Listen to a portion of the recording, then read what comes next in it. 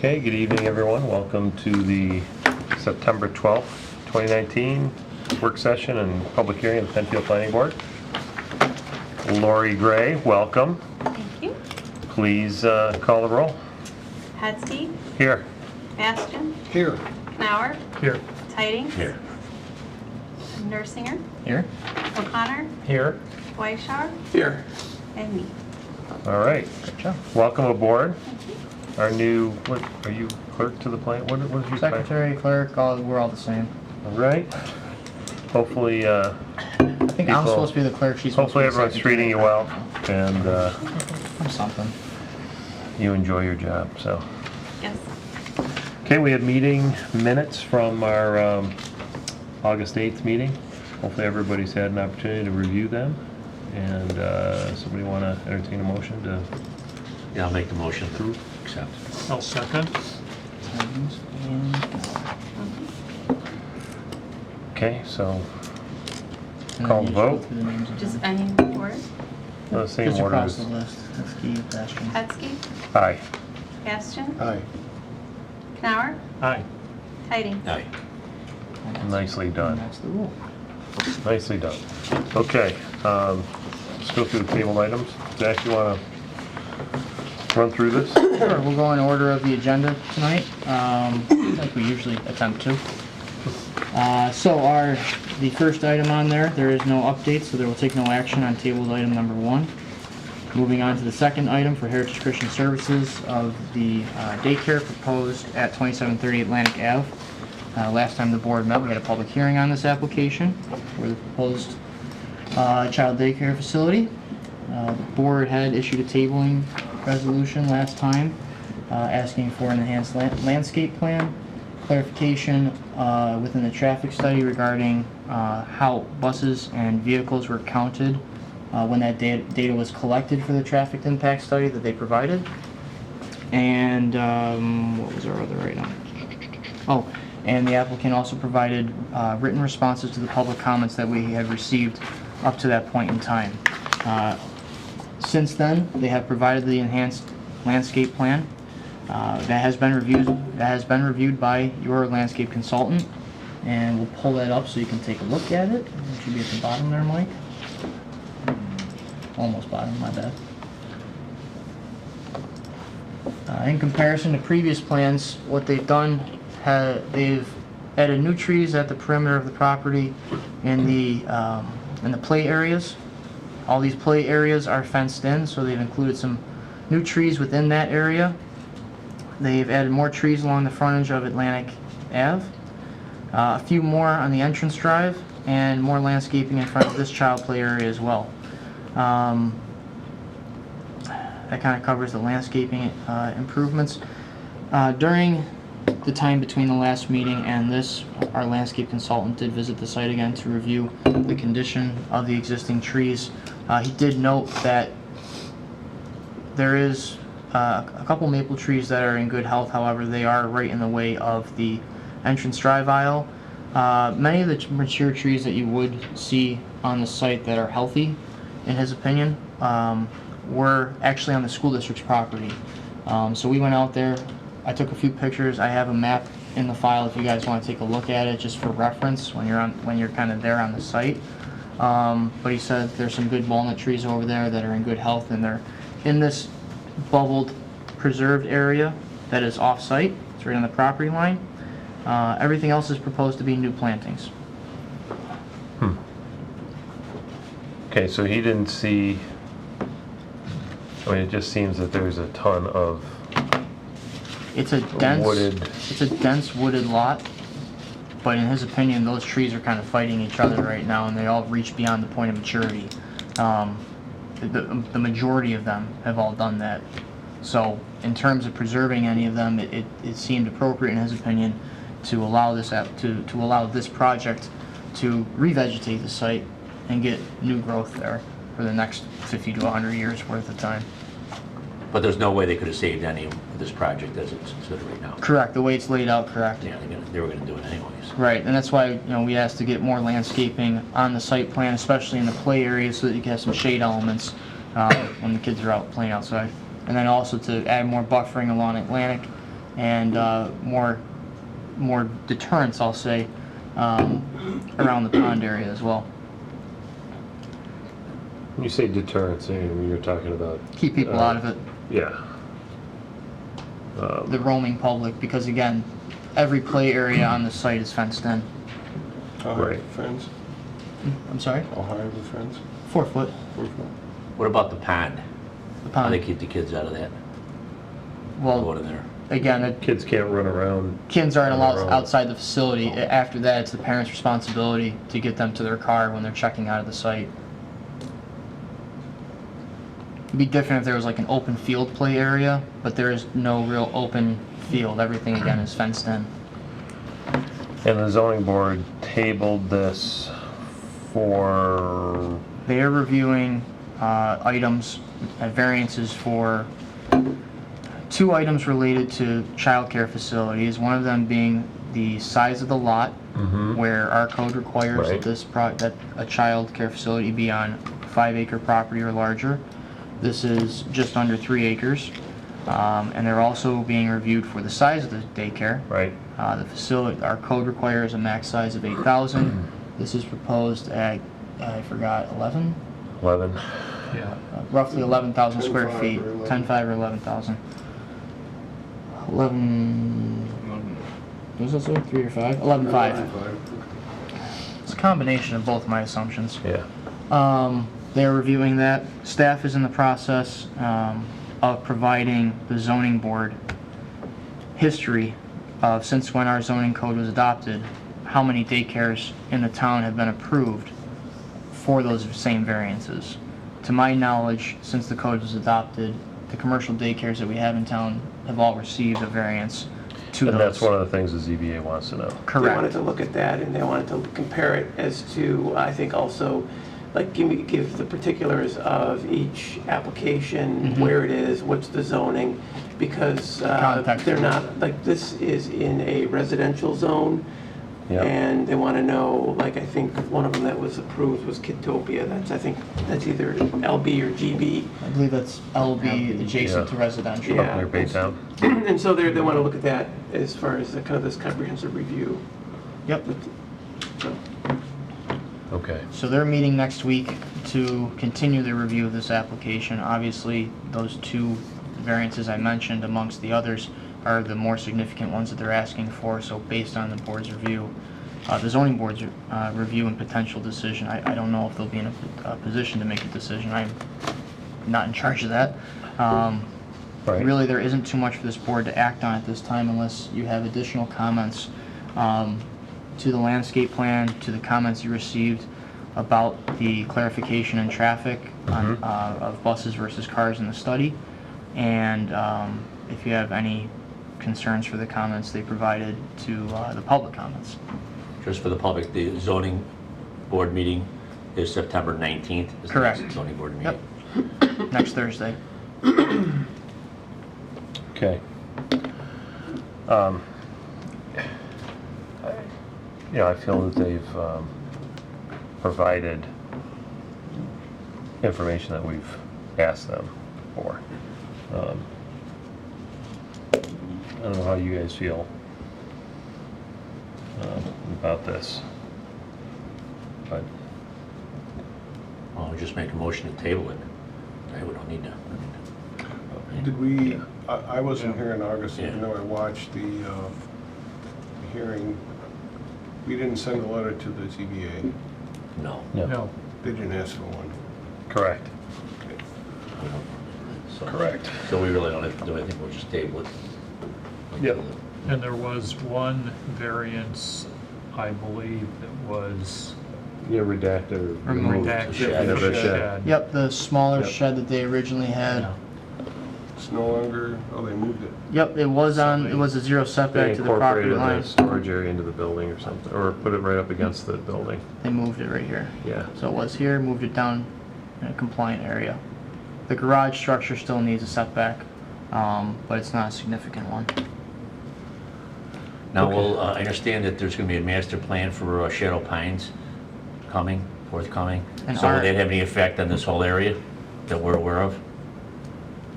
Not to my knowledge, no. An RFP was just issued by the supervisor's office and the town board, a request for proposals for a master plan development, or a master plan to be developed for the Shadow Pines property that was acquired by the town. To this, from my experiences and time spent with both the moratorium committee and the Shadow Pines Land Use Advisory Committee, no, that RFP would not, or the master plan would not impact this property. Again, this is private property. Really, the only thing that it would change is potentially pedestrian connections and adding sidewalks where there are gaps. Well, we might want to take a look at that because, I mean, the reason they started that is to, look at development in that area. So the town, and the taxpayers went and purchased all that property, so it might be part of that. I mean, even though it's private property, it might have a significant impact on the approval of being in a, since it's a commercial location and residential, it might be part of that area, whole master plan. I don't know what's the master plan just for the acreage of Shadow Pines. The end part of your comments there, it is limited to the boundaries of the Shadow property Pines. that we purchased, of the town lands there. So I mean, typically when you do a master plan, you're going to look at how you're providing access to that. I mean, I imagine the envision for that land is some sort of a park setting. It was one of the recommendations from our land use committees. So ideally, that's going to be one of the options that the land could be developed for. The RFP lists how the town would accept a master plan for that property as how it would be developed. I haven't had a chance to read it because it was just issued, I think, last week. So it is out there and available. But from my knowledge at this point, I don't believe it would impact this property, only because that's based on my experience with the Shadow Pines Committee. So. Yeah, I think it would only impact if their changes go forth, I guess, because, I mean, right now, the way it stands, the neighborhood effect, it's going to change, definitely, this will change the character of this neighborhood. And, the town, we purchased the Shadow Pines, and all the areas around there have, trees, residential area, open park for the town residents. A lot of residents are against it, so it might have some type of impact. I think we should consider anyways, even though maybe the master plan may not have a direct impact on this property because they bought it, but they bought it knowing that it didn't meet code. So I think we should just keep that in mind. Okay. All right, so I'll move to table it. I'll second it. Hetzke. Aye.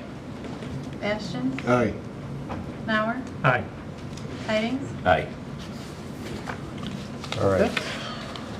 Moving on to our third item on the agenda. This is Penfield Plaza for the building addition that they're proposing, along with parking facility improvements and a new facade to the overall main plaza building. At the last meeting,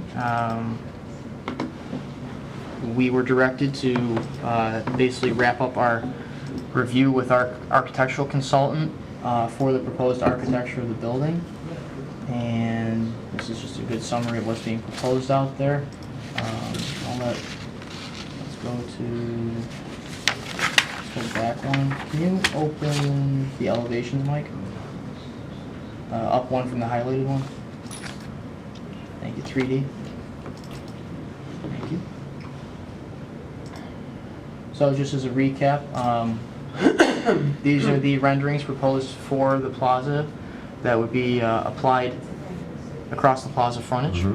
Our architectural consultant reviewed it. He had some initial responses to it. We passed that along to the applicant's architect. They came back with their responses, passed that along back to our consultant.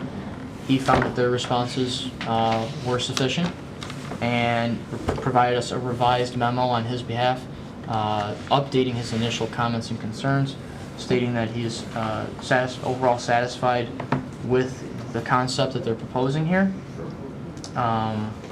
He was, this board, we had mentioned potentially doing some column wraps or some sort of treatment around the existing columns. They're proposing to be painted on a regular schedule for maintenance, and once reviewed by our consultant, he said that's an appropriate technique for those brick columns there to paint them, rather than do the column wraps. He That said was it's thought of. inappropriate or inappropriate? And Appropriate. appropriate, it's appropriate. Apologies. So I was talking this way, that's on me. Well, usually I'm there talking, you get the full effect. All right. So, all that is, from the architecture side of it and his review, that's complete. I don't know if there's any final thoughts from this board on the architecture proposed. No, I didn't have any problems unless anybody else did. Now, do we agree that everything along the front plaza was going to be consistent? Yeah, the elevations that they provided on the other sheet applies this treatment across there. The draft approval resolution that we provided does state that if there are any proposed changes to, I'm going to say, the eastern half of the building, that they have to come in and seek approvals from this board for that in a work session setting. So that's in there. Other than that, the other item we did receive was a landscape plan for the new landscape islands that will be installed with the parking facility upgrades. And I'll just ask Mike to pull that up when he gets there at the bottom. Oops. And up one.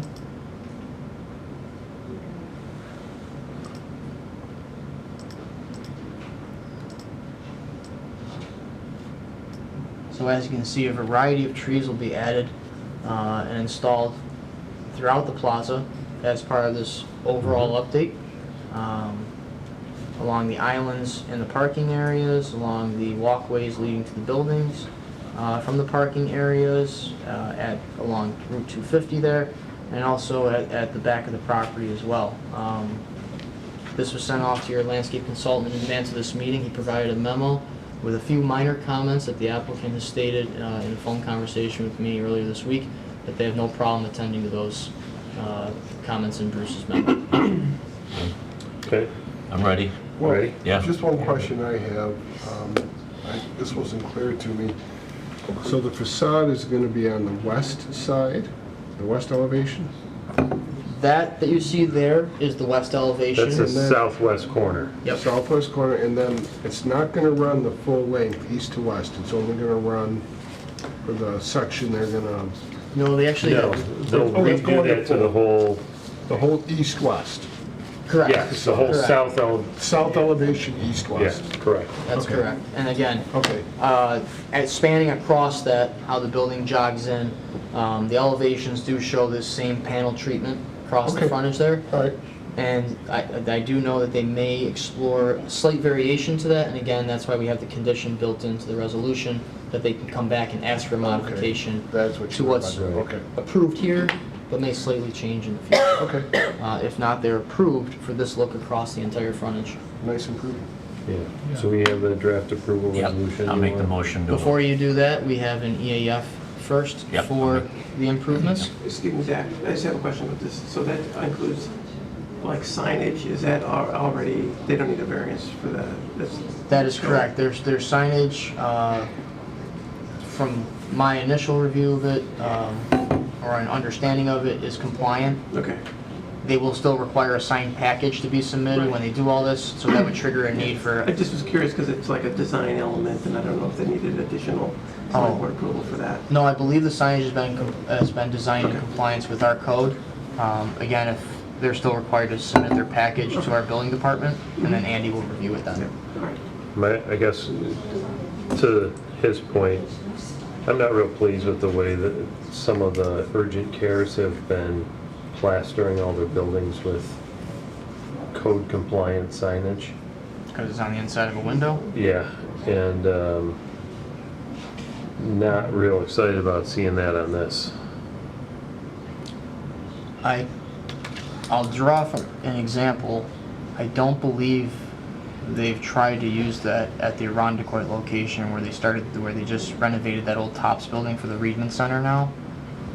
In passing by it, the windows have been clean. Okay, What about the one in Baytown? The UR Center up there? No, The urgent care? regional, registered general, regional. Yeah, They got those two medical buildings there. Yeah, Kidney- there's a lab up there, right? Yeah, there's those two buildings. I think it's like this, I mean, it looks fine.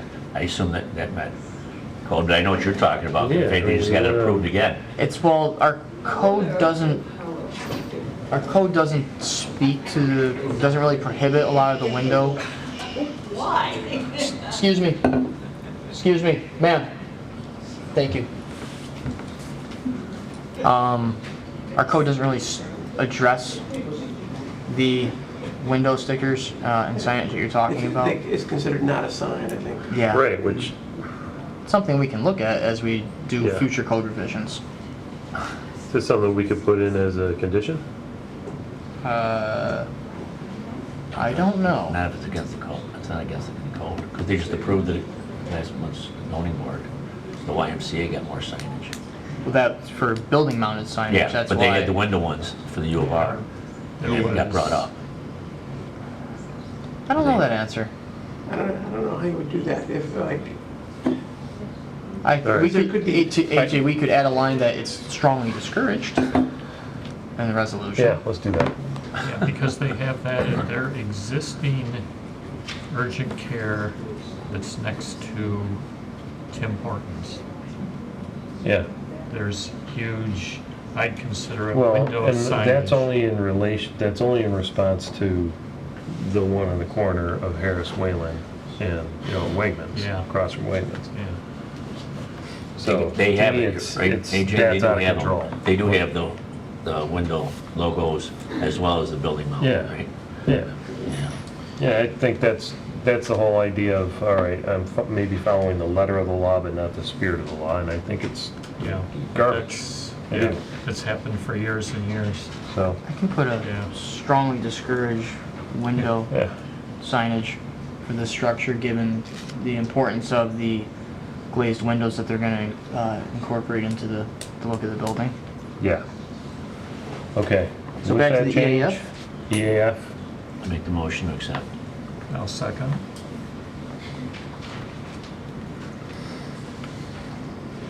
Hetzke, aye. Bastian, Aye. Clower, Aye. Tidings. Aye. Make the motion to accept the application. I'll second. Hetzke, Aye. Bastian, Aye. Clower, Aye. Tidings. Aye. Okay, 5 minutes. 5 minutes. I'm gonna go out of order, given the audience that we have, Fine. and I know that number 4 we can address later. Okay. Going to item number 5 for table applications for 1394, 1440 Jackson Road. That is for the Forest Ridge Estates subdivision, preliminary approval only. Let's see here. Give me a minute to go to my stuff. Since the board last spoke about this one,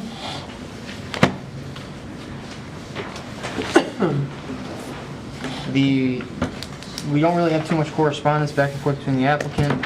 We did prepare the draft approval resolution as instructed.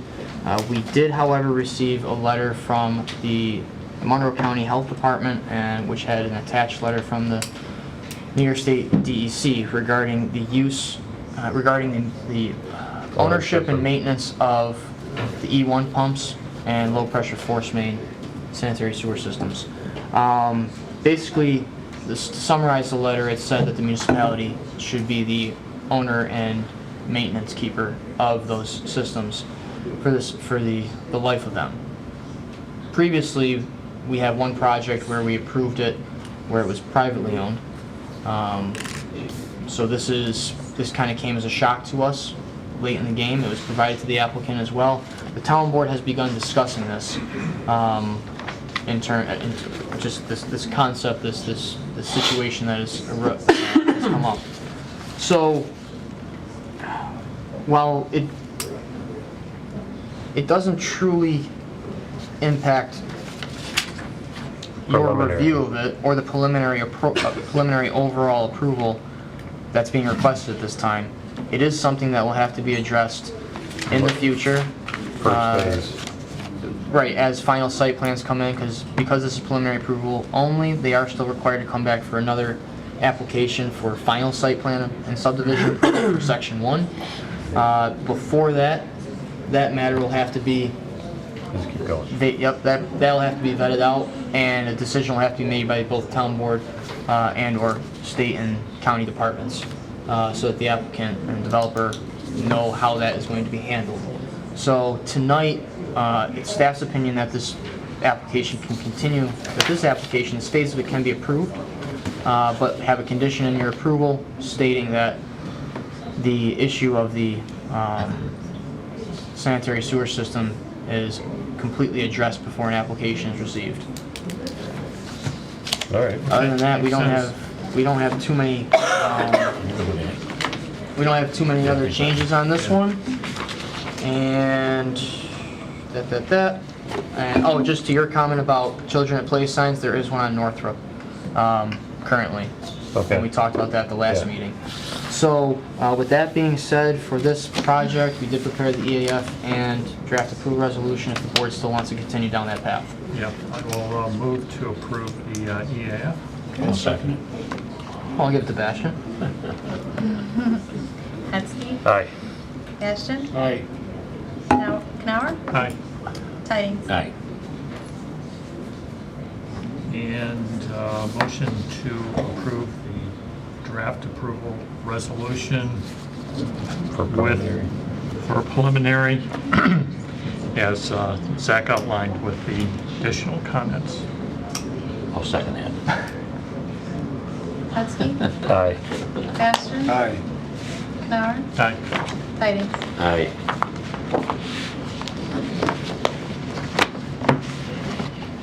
Okay. All right. We still have one left, but we'll take care of that Yeah, after the public hearing. 6:59. So that we later, too. will recess for about 30 seconds. Meet back up, public hearing on the dais.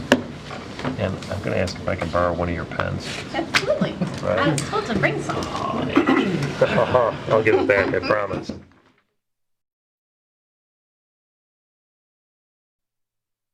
Good evening, everyone, and welcome to the September 12th, 2019 meeting of the Penfield Planning Board. We'll begin the meeting with the Pledge of Allegiance. Pledge allegiance to the flag of the United States of America and to the republic for which it stands, one nation, under God, indivisible, with liberty and justice for all. All right, thank you all for coming. We have a fairly busy agenda this evening. We have 4 items on our agenda. The first one is a sketch plan, and then we have some regular, well, I guess I'll call them regular applications. The way our process works, if you're not familiar, with really any of these, the applicant will present their idea and the concept for their project to the board, and then the board members can ask any questions. And once that is done, we open up for public comment. There are some slips of paper on the table right back there that look like this. If you'd like to speak, you could either fill one of these out. I'll go through these first with each application, and then once I've exhausted these, if you raise your hand, I'll call on you to come up and speak. When you're called up to speak, please come up to the podium, state your name and your address for the record, and please address your comments to the board and not to the applicant. We do want to get as much public comment as possible. That's the main purpose of these meetings. So with that, also from a housekeeping standpoint, please silence any phones or mobile devices that you may have in your possession so as not to interrupt the proceedings. And Zach, would you please read the first application? Thank you, Mr. Chairman. Sketch plan application number 1, DSB Engineers, 2394 Ridgeway Avenue, Rochester, New York, 14626, on behalf of U.S. Sealing Corporation. Request an informal discussion before the planning board with plans for the construction of a new building for office and warehouse use on a 0.77 acre property located at 85 Sovereign Drive. The property is now or formerly owned by Ret Law Rect Incorporated and Zone GB. Application number 19P-0021, SBL number 093.15-1-2.116. All yours. Thank you, Zach. I'm Walt Baker with DSB Engineers and Architects. To my right is Ed Jeska, U.S. Ceilings. He has a contract to purchase the property. As Zach mentioned, it's 0.765 acres. And the map I posted on the board shows the location. We have an aerial over here. Everybody's familiar with Creek Street, Baytown Plaza's to the north, and Life Storage, the mini storage facilities here, with their other buildings to the back. Nolan, Party Supply, tents and that, they're right in this location here. So we're kind of tucked right in. It's the only piece that's left back here. Just, again, here, Penweb Drive's right there. So this is the piece.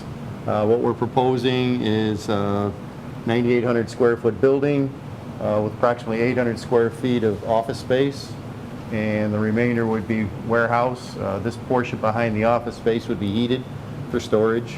Basically, Ed can speak to the type of operation he has, but he does have equipment and materials that are subject to freezing, so he wants to keep them heated in this area here. The remainder would be cold storage in this area here. So basically, in the cover letter we stated he has approximately 3 employees that would be on site in the office space. There is no warehouse employee, so there's limited staff. Most of the work is done on site at construction sites, so he receives deliveries here for materials, and then they come pick them up and take them out to the job site. So it's kind of a unique piece, as you can see, the configuration of it. And we have to go to the zoning board next week for multiple variances due to the fact that even though it's on a private drive, which Savern Drive is right through this area here, and it's under easement, but it crosses into the property in just about all of it. There's a portion of the property that's outside here, which is still on the other side of Savern Drive, but it's kind of a unique piece, and based on the meetings we've had with the town staff, they're viewing with the GB code that there's a front requirement of 80 feet setback, which would put us back to about this area here, and they're also calling the front setback from the east side as well, which would actually put it back into this area here with a 30-foot rear. So you end up with an area per code that's approximately 12 feet in depth through this area with the rear setback and the front setback. And the same thing in this area here. It's kind of a triangular shape, but the depth only reaches about 30 feet at one end, down to almost nothing at the other end. So it's a very unique piece that's left over from the other development that occurred a number of years ago. So we do understand we have to get all the variances. I did list them on the map over to the side on the site data. And again, we brought an elevation view of what he's proposing to do with the office space in the front, and jog it with a step in it, and then have the warehouse to the side, which would be the other frontage on Savern. But the photographs that I submitted to the board with the application, I brought those as well, and as you can see, we're behind all the existing buildings. Creek Street again, so we really don't have any frontage on a dedicated road. We're on a private drive, and it's a very unique site. So I think you've seen other applications on this project before and property before, and they just didn't work out. So we're here tonight for the 9,000 square foot building, and get your views on what you think about the application. Okay, well, thank you. Probably just a couple of questions. So, it's Jessica, right? Yes. You're a ceiling contractor. Correct. Right. So, from what Walt said, most of your crews probably goes right to the job site. You get material shipped here from time to time, not necessarily all the time. Some might be drop shipped to the job site and loaded in your trucks and taken out. It's basically the operation, right? Exactly. It's meant for some, not much material, because like Walt said, a lot of our jobs, we have the material delivered by the supplier. So this is more for equipment.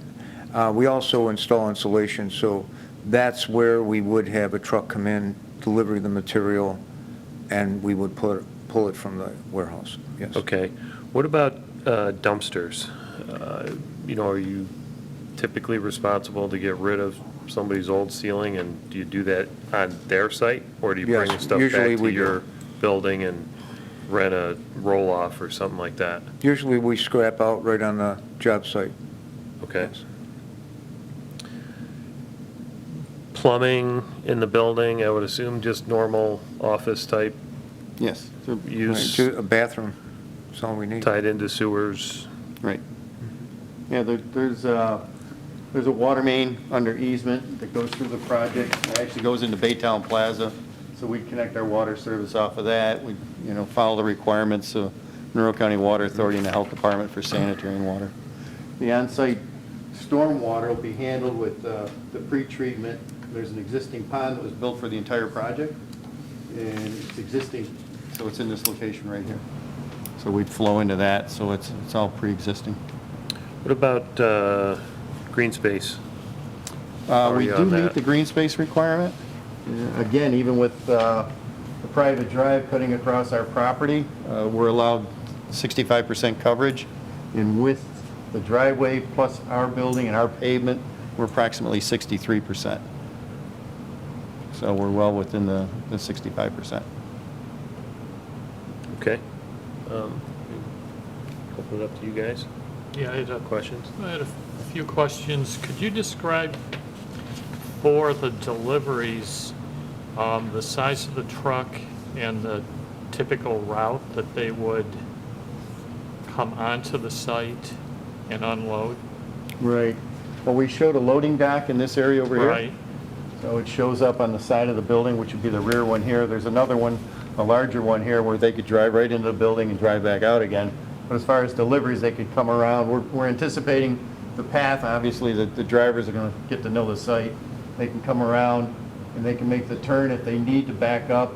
There's an access easement for all the Okay. properties, Nolan's included, across access easements, so they can get in and back up to the loading dock, and then proceed out and come out the, what we're calling the front entrance over here. Okay, so that would accommodate a 53-foot trailer? Yes. Yeah, okay. And then for your local deliveries, most likely a smaller Right. vehicle? Okay, thank you. Okay. Is there going to be any showroom space here at Not all? needed. None? No. Okay.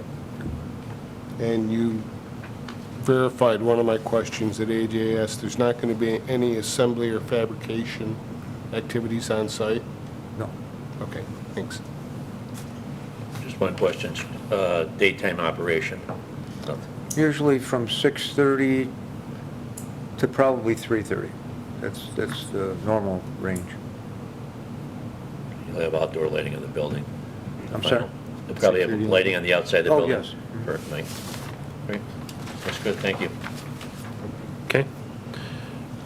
Would anyone in the audience like to comment on this application, or the sketch plan, rather? Sure? Okay. Thank you very much for your presentation. Nicely done. What'll happen now is we'll get a letter off to you, Walt, Okay. and it looks pretty straightforward to me. Okay. We're on the agenda again for the zoning board next week, so Okay. with their approval, then we'd prepare site plans, do all the standard grading. heavy lifting design. work. Right. Get Okay. it ready and come back in for site plan approval. Sounds good. All right? Thank you very much. Thank you. Thanks for Thank you. coming. Okay, Zach, next item.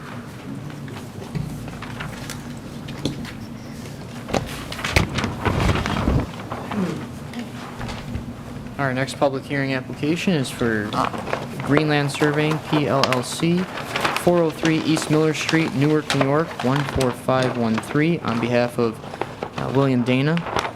Request under Chapter 250, Articles 11-11.2 and 12-12.2 of the Code of the Town of Penfield for preliminary final subdivision and site plan approval for a two-lot subdivision to construct a single-family home with associated site improvements on a 2.9-acre property located at 163 Fellows Road. The property is now or formerly owned by William Dana and zoned RR1. Application number 19P-0020, SBL number 140.02-1-59.1.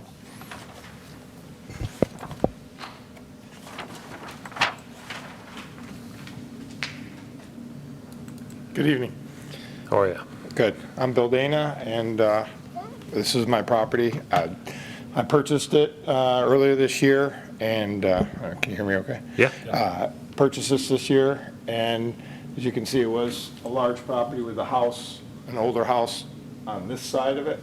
And what I propose is to subdivide it with 1 acre, a lot of this, and the rest, which is about 1.89, and build a personal home for myself, obviously, and with an in-law. So, and then, actually, this is an older home that is gonna be fixed up, and I actually already, my niece is gonna buy it, so it's already in the process of that. Everything else is just pretty straightforward. It's just a typical, split of the land and one house. You're just south of Ashland Rise, right? Yeah. Pretty much, Yeah. right on Fellows Road there? This property, this is Fairport border. So this is the first property, or parenting, or whatever you call it. Yeah. This is Fellows Road, yep. So this is the signs right there so it's the first property. So wooded, back in the woods and stuff, Wooded? kinda, basically. Yeah, from here, this is all cleared. This is woods. This has a nice row of pines, which I want to leave. Yep. And this is just like, there's some tall trees, scrub trees. A lot of it's ash.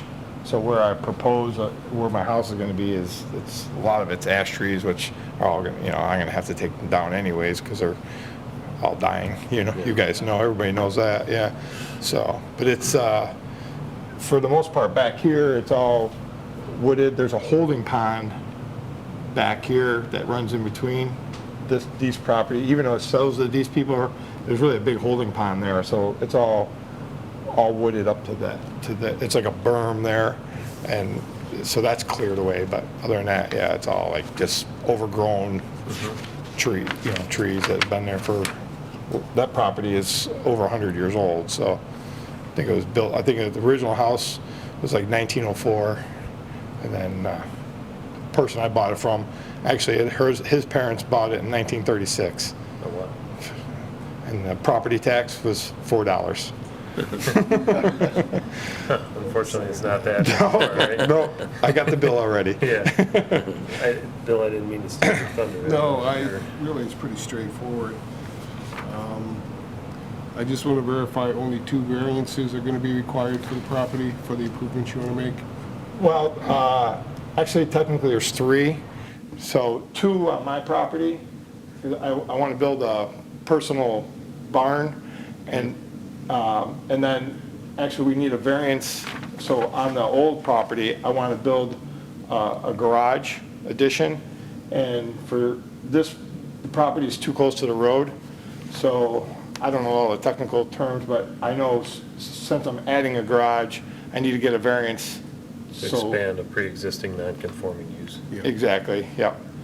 And then the pole barn that I want to build is, it has to be 50 feet, and if I put it 50 feet, I'm like way in the middle of my property, and I want it bigger than the allowance. I think the allowance with 1.89 acres is like 30 by 30, and it's actually like too short.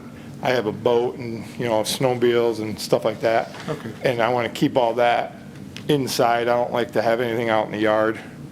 Right now, I have a 6,000 square foot pole barn on my property in Ontario, and so I'm just used to, obviously it's not going to be that big, but I need room to put my toys in, I guess you call it.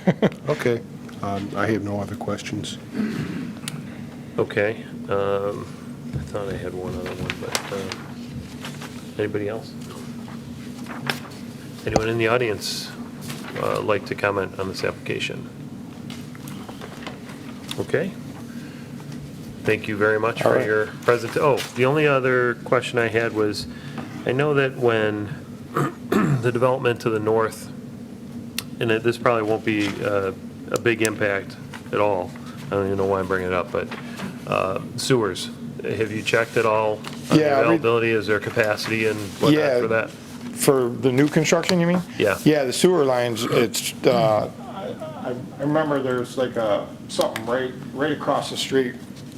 There's the existing house that was built about 2 years ago. It's all like right actually, it's on his side, it's on the other side of the road, but it's all like right there. And this one will be tied into, this one has an old septic, and that'll be Okay. tied into, so this sewer. It's currently not tied in. Currently not, no, it's still on the septic, but I don't want to deal with an old septic Right. system. I'd have to put a new septic in. I would assume, I haven't even got that far to check that out, but, when eventually I'm gonna, as soon as this all passes, hopefully passes, I gotta get a permit for this property to rehab that house too, and bring it up to date. So you're gonna have 2 brand-new homes, basically, in that area. Okay, All right? great. Thank you for your presentation. Thanks, guys. Nice And I'll job. see you I'll be here next week for the Yeah. next meeting. Sounds good. We'll be seeing you. Okay, Mr. Nersinger. Item number 2 of the public hearings. 2 of the public hearings, 3 of the 3 night. of the evening. 3 of the evening. All right, our final application of the evening, BME Associates, 10 Liftbridge Lane East, Fairport, New York, 14450, on behalf of 777 Panorama Properties LLC, requests under Chapter 250, Article 11-11.2 and 12-12.2 of the Code of the Town of Penfield for final subdivision and site plan approval for a 2-lot subdivision to construct a new professional office building to be known as Building A on a 55.32 acre property located at 125 Panorama Creek Drive as part of the development known as Panorama Park. The property is now formerly owned by 777 Panorama Properties LLC and zoned LI. Application number 19P-0022, SBL number 138.12-1-1.1.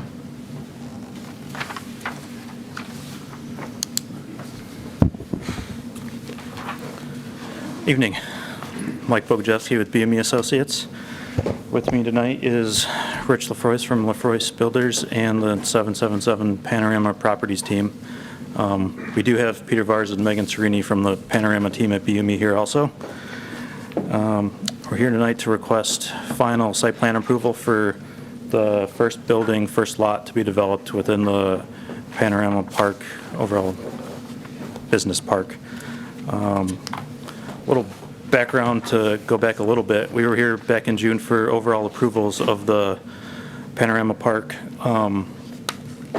55-acre professional park to be developed, zoned limited industrial overall. The approvals were granted back in June. The board also approved the negative declaration for seeker, which set the overall development thresholds for this Panorama Park, the overall development. With this first lot and first building to be developed, obviously a lot of those seeker thresholds have not been met. We're well below any of those overall development thresholds. Can't hear? Oh, I'll try to get into the mic a little closer. And Brian, do you hear that downstairs can you increase the volume of the speakers here? Okay, thanks. Yep. So for this first lot, proposed to be 6.8 acres for, Can you hear now? Okay, good. Great. for, Continue. for a 40,000 square foot proposed building to be used as office building mainly. The building's located within the park at the southwestern corner. North is to my left here.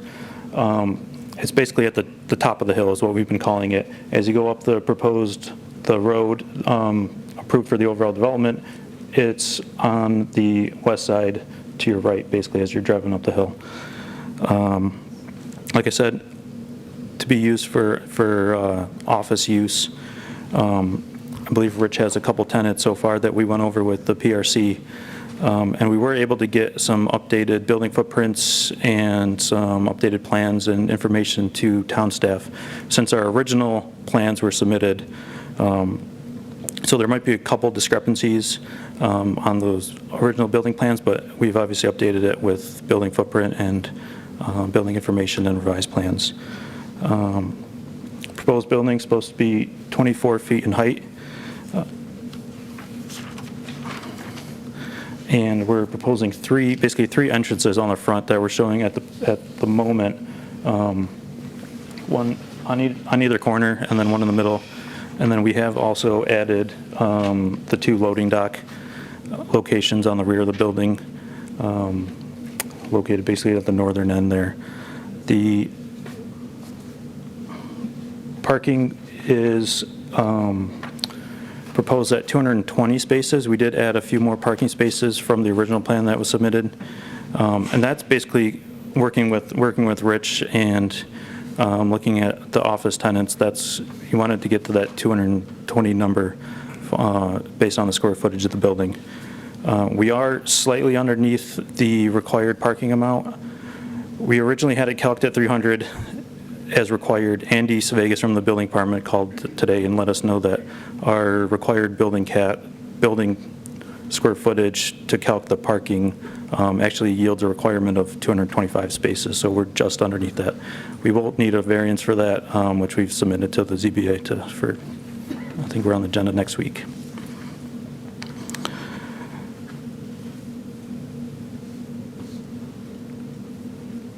The location of the building utilizes clearing and building and grading pad area that was proposed with the overall approvals back in June.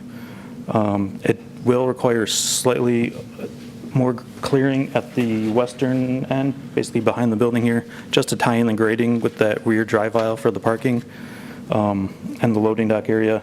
But that, by adding the parking and the drive aisle in the rear of the building, it does allow for access around the building.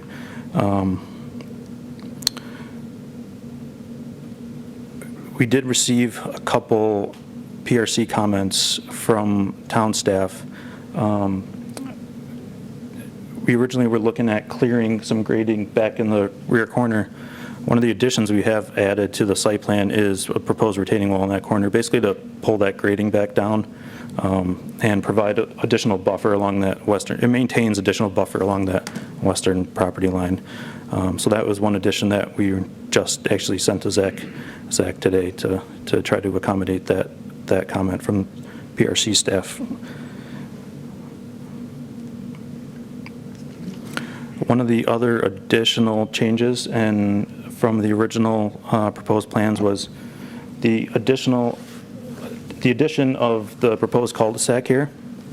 From the original approved plans, we had the cul-de-sac basically to the north a little more, but when looking at the grading and the entrance for this first building, we realized that by pulling the cul-de-sac to the south, pulling it up the hill, we can maintain grades along the road, and it allows the entrance into this building A lot, this lot 1, to work a little better.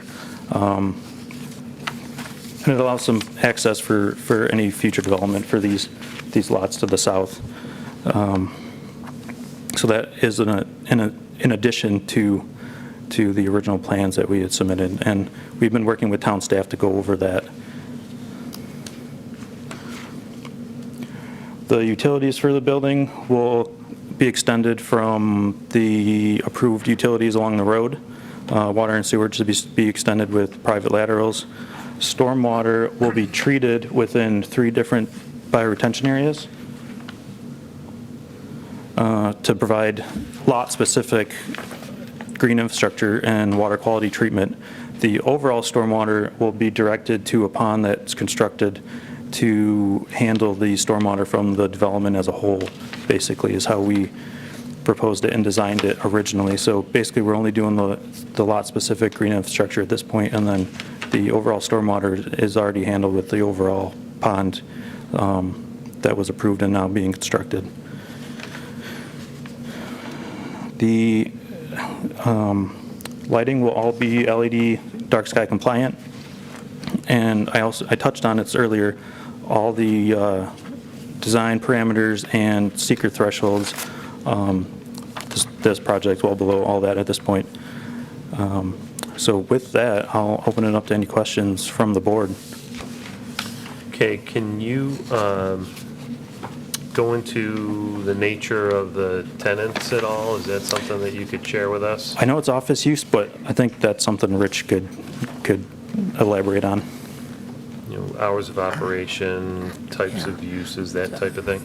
Well, at this point right now, we do not have any signed tenants, but if I have about 3 million square feet of typical types building, primarily a lot of them in Henrietta. So we take our development by Lehigh Station Road and Calkins Road.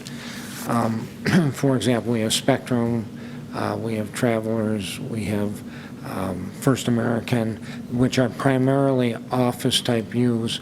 We may have somebody like we have a company called Caltronics that's primarily an office use, but they calibrate measuring devices. So they may have something that comes in the size of this desk, maybe a little bit bigger, that they do calibration on and everything.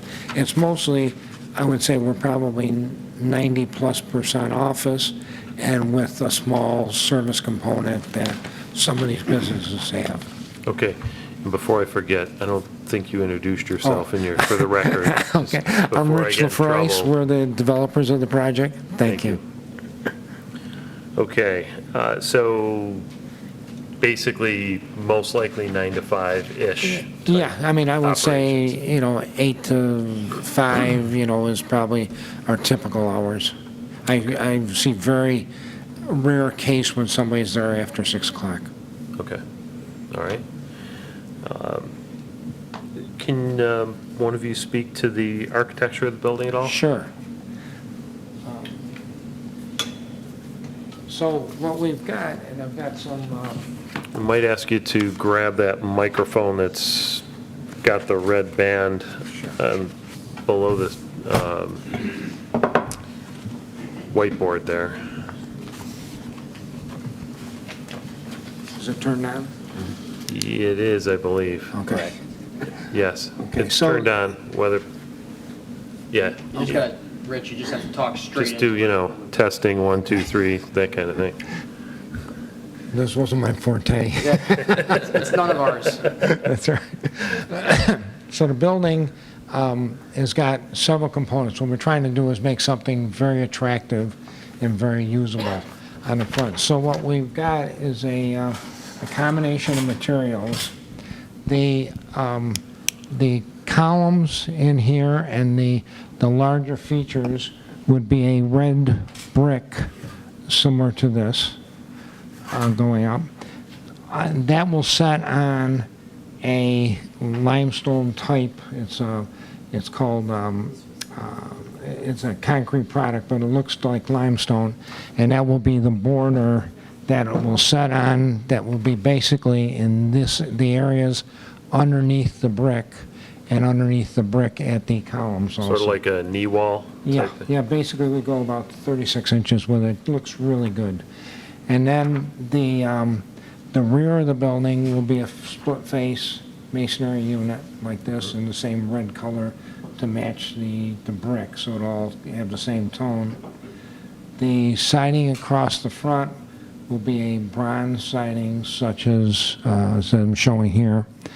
And the stucco that we have around the entry features will be basically a drive-in stucco in the beige type colors like that.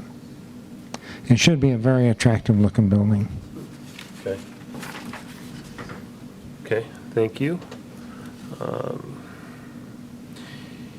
Mike, can you speak, or either one, you guys can decide. We'll let him go first. Speak a little bit to the, I know there was some concern on the southwest corner buffering and retaining wall, that type Sure. of. I know that was one of the Yeah, comments go into that a little through bit. the PRC that was identified. With for trying to provide the drive aisle for around the rear of the building, and we looked at providing additional parking in the back. Just to tie this grading in the back required some clearing that got pretty close to the west property line.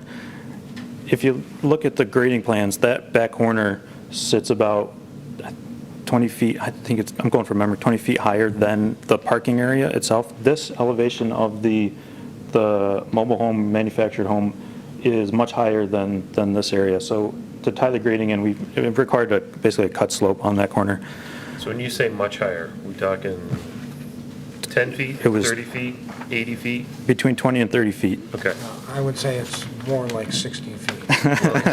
Really? From the topo, from, It's pretty big. yeah, it does, and then it does, as you go up the hill, it does the, Plan to put advertising on the roof for those people to, the hill, Yellow the difference airplanes. does increase as you go up the hill quite a bit. I think at that one point, we're looking, it's between 20 and 30 feet drop elevation difference, depending on where you measure it.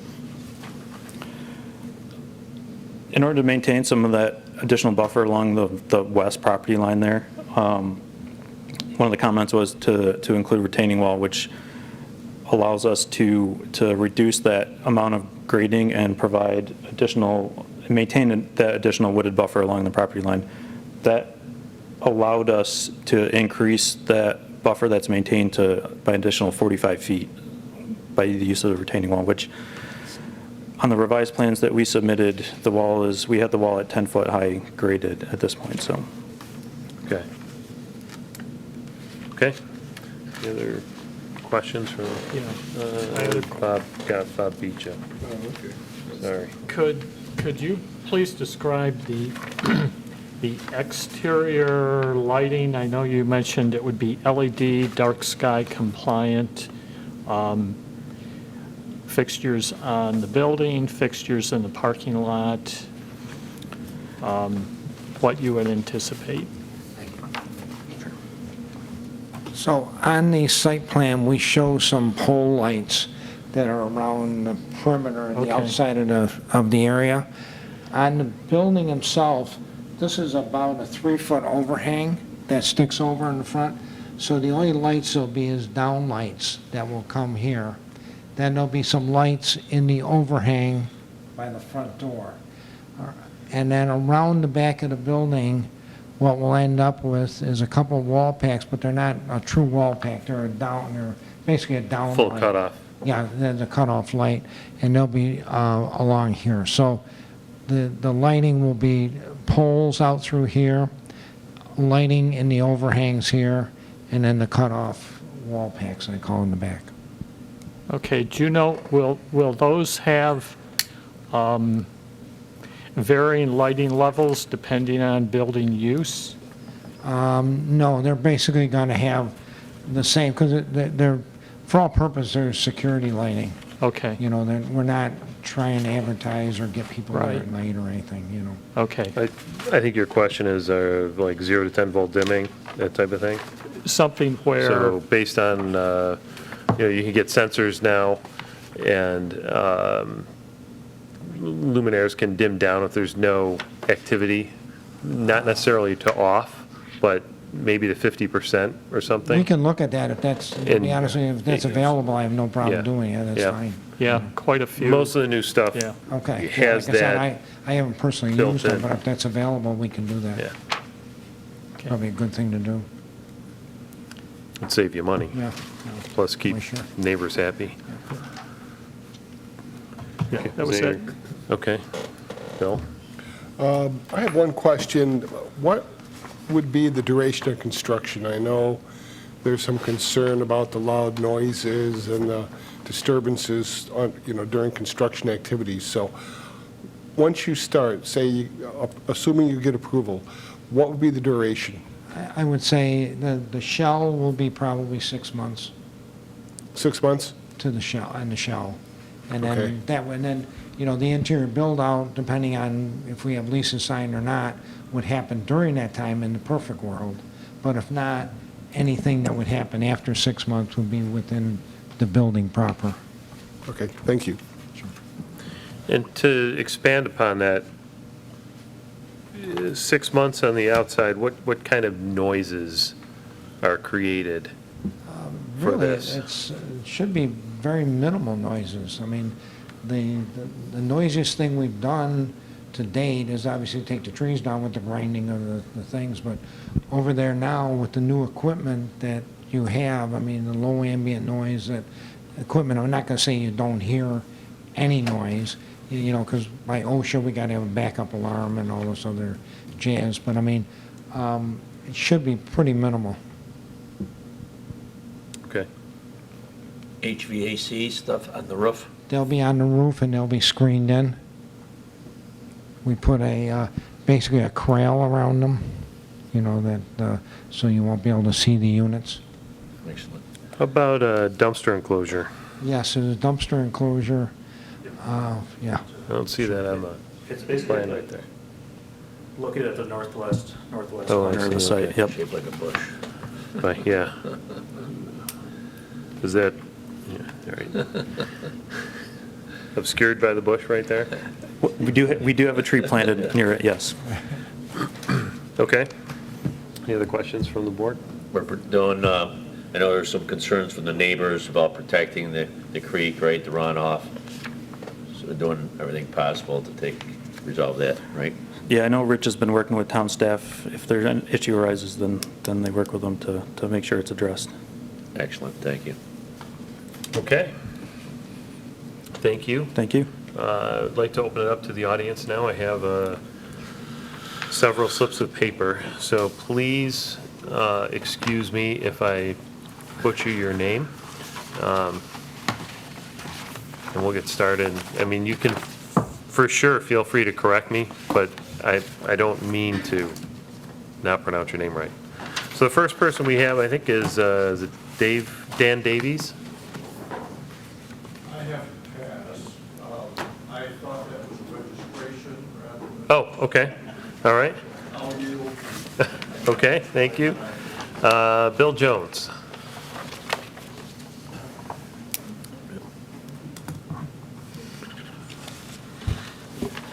My name is Bill Jones, and I live at 66 Waterview Circle. This is a property that's directly adjacent and across the creek. I have a totally unencumbered, unbuffered view, so I'm speaking from very personal and visual experience. I've been listening to both your earlier meeting and this meeting today. You've been very good about very strict compliance to codes, and I hope that can be followed in both the noise and the erosion control here.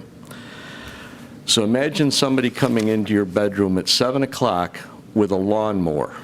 Okay, now that might sound melodramatic, but the equipment they've been using is a whole tree chipper is the name of the equipment. It takes a 24-inch diameter tree, and it's listed on the spec sheets at 119 decibels. At 110, that's listed as what you cannot hear conversations. It's the level of a jet engine, okay? That's what we've been experiencing, okay, in our house, which also means you cannot even have a phone call inside your house, okay? That's just the perspective, okay? Now, this equipment could have easily been located over on the main road, Panorama Trail there, but it was put within 300 feet of our house to save money, okay? The last day, they moved the last piece of equipment when we asked for the second or third complaint. They moved it over there when about 98% of the work was done. So the town came back to us with a letter and said, they've moved the equipment. Well, that's not really appreciated because we endured about 8 weeks of noise that was just deafening. And I'm sure if you ask the developer what kind of sound attenuation equipment the operators had, he would tell you that it's very comprehensive, OSHA required stuff, but we didn't get that benefit. You know, we were within a couple hundred feet and you could not have a conversation. When we asked the town on June 7th what the noise ordinance was, we were told in writing it was paragraph 250-7.6. The email further noted, if noise is a concern for a proposed development, then the board having jurisdiction, which is you, over the application, or I'm assuming, can require a noise study to be performed by the applicant, okay? So we notified the town in writing and requested a noise study, and we were told that the noise ordinance that we were told was applicable was not, and it only applied to normal operations, and since that was the case, there was no noise study required either. Now, I can't believe that there is no noise study or limits or specifications on construction. We had our lawyer look at the ordinance, and his interpretation was that it's a town interpretation. There's nothing in it that says this is not for construction. Now, I'm very confident that none of you would have allowed this level of noise in your neighborhood, okay? That you could not have even had a conversation outside your house. So I don't think it's unreasonable to ask for the town, our neighborhood association, and the developer to sit down to work out reasonable specifications and limits for both the rest of the construction and operation of this development. Right now, this backup noise, you could say, okay, it's an emergency, it's required by law. I understand that. But this equipment is operating in reverse full-time. So at 7 o'clock, you're all very familiar with the backup noise of these construction vehicles. That is going on constantly, okay, from 7 o'clock on. Now, as an example, I understand construction. 8 o'clock's reasonable, 7 o'clock's not. So we'd like to get some limits, some agreements on time, both before and after construction. And for both of these things I'm going to talk about, we'd ask that you table this approval until after these agreements can be reached. Second thing, in regards to erosion control, I visited the town engineering department and reviewed the erosion control drawings that were part of the package that you approved. Now, I assume that you assumed that those would be followed because that's part of the approval process. It clearly shows silt fence around all disturbance areas and a double line of silt fence along the creek. Now, when I ask contractor friends when you install the silt fence, the universal answer is before I bring equipment on the site, okay? While the construction started in late spring or early summer, the first section of silt fence was installed the week of July 29th after one of our neighbors came to the town and complained because Allen's Creek, which is a prime trout fishing stream, has silt a foot deep from the 2 feeder streams coming off this property down. And those feeder streams are also clogged with silt. So there's been no erosion control while all this massive grading was done. And we've been told the town inspects this site weekly. Well, I question that because missing all the silt fence is not a subtle thing. And as I say, I've got a clear view of everything, and we've got dated photographs, so there's very adequate evidence. So again, before you approve moving ahead, I think that the cleanup of the silt in Allen's Creek and the feeder thing should be taken care of, and that all future erosion control be monitored very, very carefully. Now, we want this development to go ahead. We think it's a good one, but it's got to be done in compliance with the code and in respect for the neighborhood. Thank you. Thank you.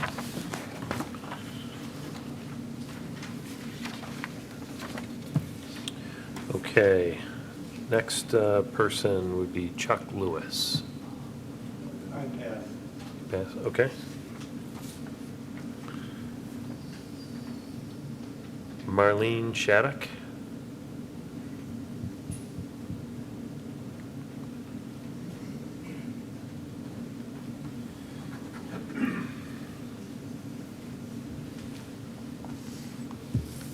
My name is Marlene Shattuck. I live at 59 Winding Creek Lane. I agree with the former speaker about the noise level. It is really nerve-wracking, and I'm spending a lot of time out of the house, which means that I can't do what I need to do inside the house because I'm out to avoid the noise. It's frustrating, and it seems like this was supposed to be a wonderful project because it was going to be mostly medical office space that was going to be similar to what's over at Linden Oaks. But now there's talk of 2 loading docks on the property. The retention ponds, I'm not quite sure where they will be located because I don't understand north-south, all that stuff. I'm wondering about if they're going to be located close to the properties of the residents of Allen's Creek Valley. Is there going to be a problem with mosquitoes and things like that, which would not be very comfortable with us wanting to use our decks in the summertime?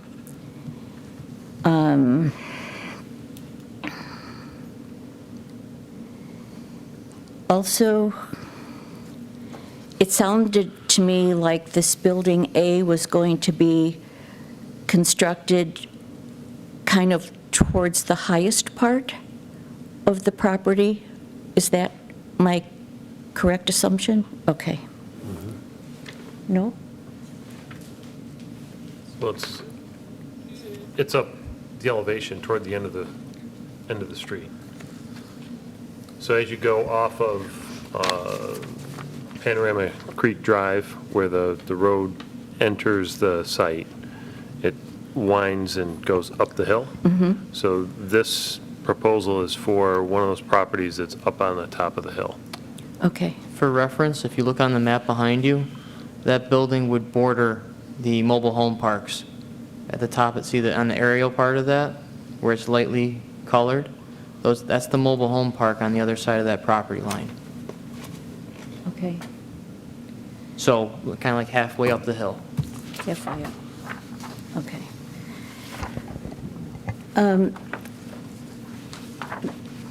There's another, I received a postcard for another meeting next week for zoning variances.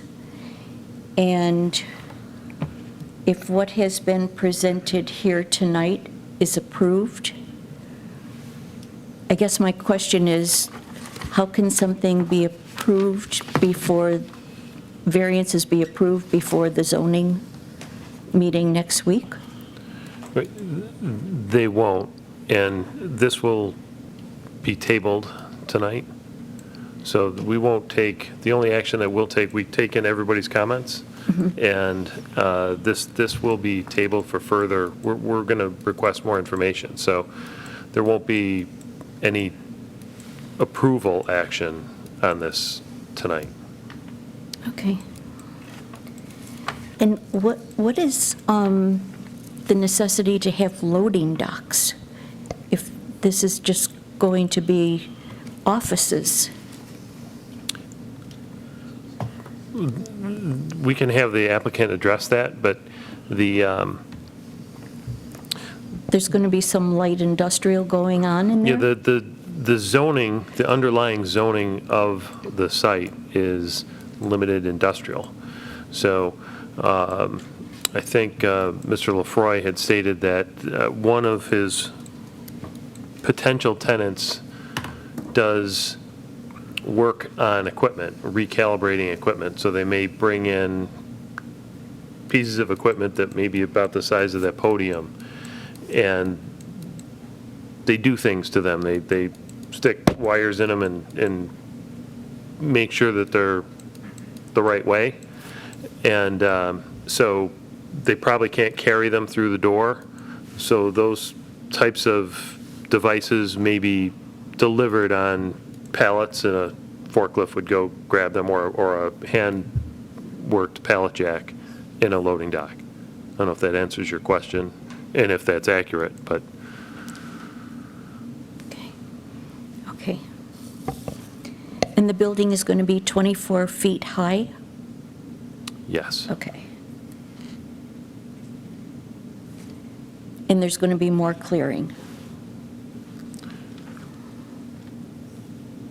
I'm not 100% certain of the extent of the existing clearing for this site. I thought I heard someone say that there was going to be additional clearing needed in one area. So, yeah, we can ask the applicant that question. Okay. Thank you. Okay, thank you. Actually, Mike, do you want to just comment on that right now, if you don't mind? As far as The clearing. the clearing, as far as the clearing goes, the majority of the clearing was approved and has been going on for the overall grading that was approved back in June. For this building, there is some minor clearing and additional clearing for along the west side of that parking area, just for some additional grading for that rear parking spots, to tie in the grading in the west corner, like we talked about, where that retaining wall would go, would require a little bit more clearing also. But the majority of this site has been cleared already with the overall grading. Would you that's been say happening. 90%, 80%? Between 80 to 90% probably would be a So we guesstimate. could maybe yeah. settle on 85%. Yeah, Roughly. Okay. Okay, thanks. All right, Rob Sandholzer? Did I get it right? That's very well done. Thank you. Not an easy day. I feel better about myself now. Good evening. I'm Bob Sandholzer. I live at 57 Waterview Circle in Allens Creek Valley. I'm the president of the board. I am not going to repeat all the things that my esteemed colleague Bill Jones talked about.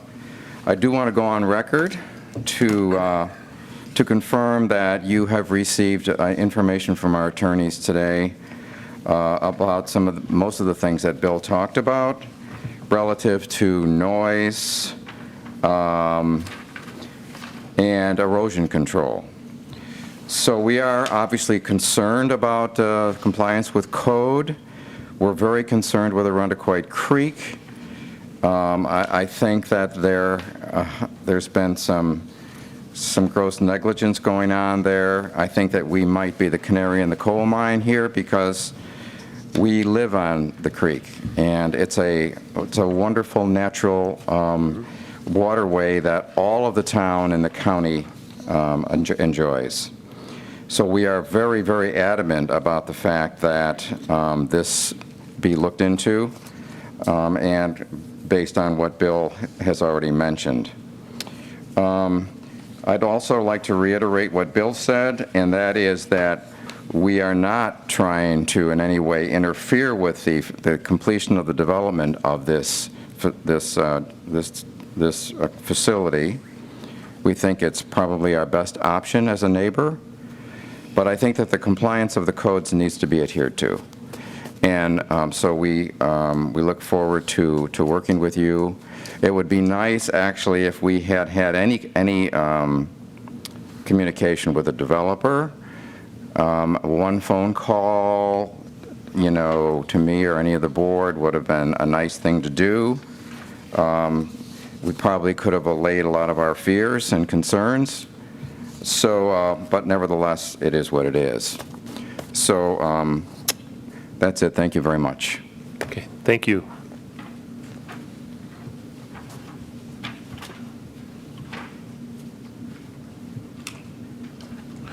Okay, that's all the list that I have of slips of paper. Anyone else like to comment on this application? Yes, ma'am, come on up, please. I don't need to get to the podium. Oh, no, you have, I'm sorry, yes, sorry. We don't make the rules, we just try to follow them. Hello, I'm Karen Michaels, 69 Waterview Circle, and I'm very concerned about my property value. So the best thing is if we don't see this very well from the creek. I'm not sure, is there being enough done in the area of protecting us from the view of this, as far as shrubbery and et cetera? We were talking briefly about clearing out. Is there anything going to replace so that we won't see this from our terraces and patios? Also, this says Building A.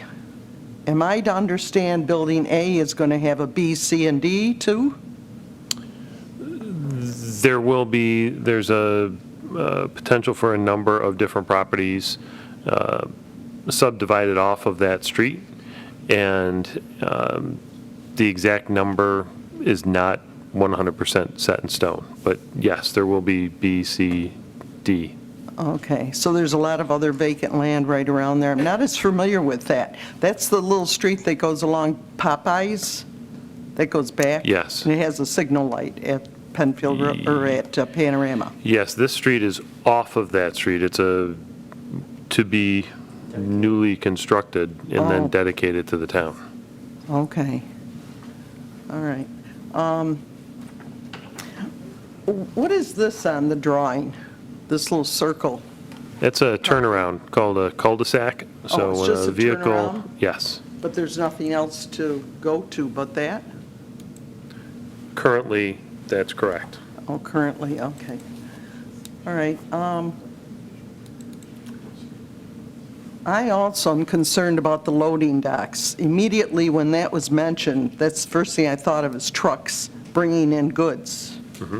And yet, it sounds like that's not the intention. But we don't know who they're actually going to have in there. They're going to have the loading docks available. So how do we know they're not going to start bringing in trucks and, and goods and everything? More than likely, due to the nature of the building itself, I'm sure there will be delivery trucks like FedEx, UPS, maybe some larger trucks from time to time. But given the nature of this building, it doesn't really lend itself toward heavy industrial use. And so while I'm not a believer in absolutes, it doesn't strike me that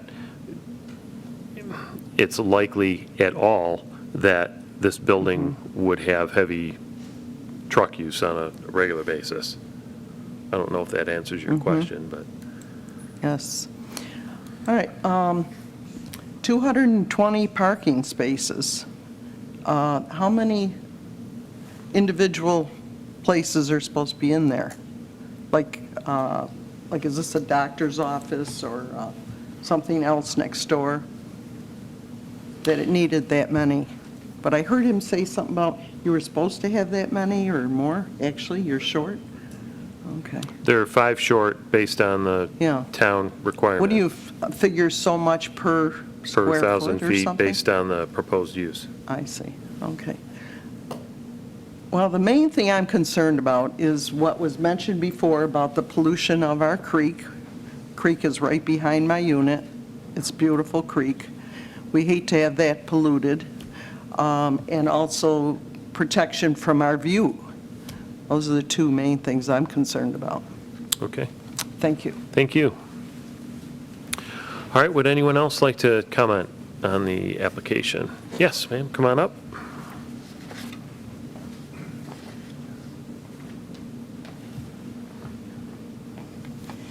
Good evening. My name is Lorraine Hahn. I'm at 44 Winding Creek Lane. This is perhaps a future question regarding even foreseeing 220 parking spaces means that many cars, and that's just property A. Is there in the foreseeable future a thought of an additional access from Panorama Trail into the property, besides where the traffic light is? There are, that was part of the preliminary overall approval, was a traffic access, and there was a traffic study done. DOT was consulted on the proposed uses and the proposed number of vehicles, and all of that was kind of taken into consideration for how vehicles will access entering and exiting location. So, I'm not sure, I didn't, does that mean yes, that there could be an additional access from Panorama Trail? Zach will state it better than I can. Thank you, because, Zach. I will try. You did a great job. Well, obviously not. It's been a long night. So it's tough to picture it here, but as the chairman said, as part of the overall approval for this project, which included the design of that road that you see there, the primary roadway, Right. that leads out to Panorama Creek Drive. They also have, so as you're traveling down that road back to Panorama Creek, there will be a secondary access point leading back to Panorama Trail on this property's border. So between 441 and the light to get into Panorama Creek will be another access point. On the south side. Correct. It will not go out towards Linden, it'll just continue down this road. It'll be south of the access point that's Okay. there now. Thank you. You're welcome.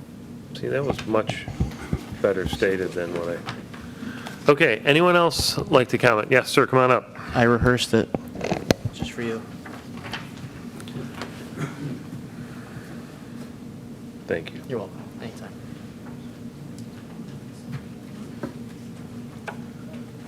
My name is Bill Shea. I'm at 65 Waterview Circle. I was back here, I believe, at the first meeting that you had. I'm not sure exactly when that was, but I believe Zach was here at that meeting. When was that? Was that last fall, wasn't it? Initially, we go back to a sketch plan around then, and then most recently in the early summer, they were here for preliminary approvals. No, but this is last year. Oh. Last fall? Yeah, we go back. For sketch plan, yes. And I believe at that time, or shortly thereafter, I came and saw you up in the office, and I gave you some pictures of silt running in to the Allen's Creek, out of the creek that borders here on the west side. And down before it enters into Allen's Creek, there is a sharp bend in that little creek, and some of the water used to spill over into some wetland area there that was wet most of the time. The rest of it would continue on into a little pond area, then flow into Allen's Creek. Well, I noticed, I don't think that creek had been disturbed in, 40, 50 years or something.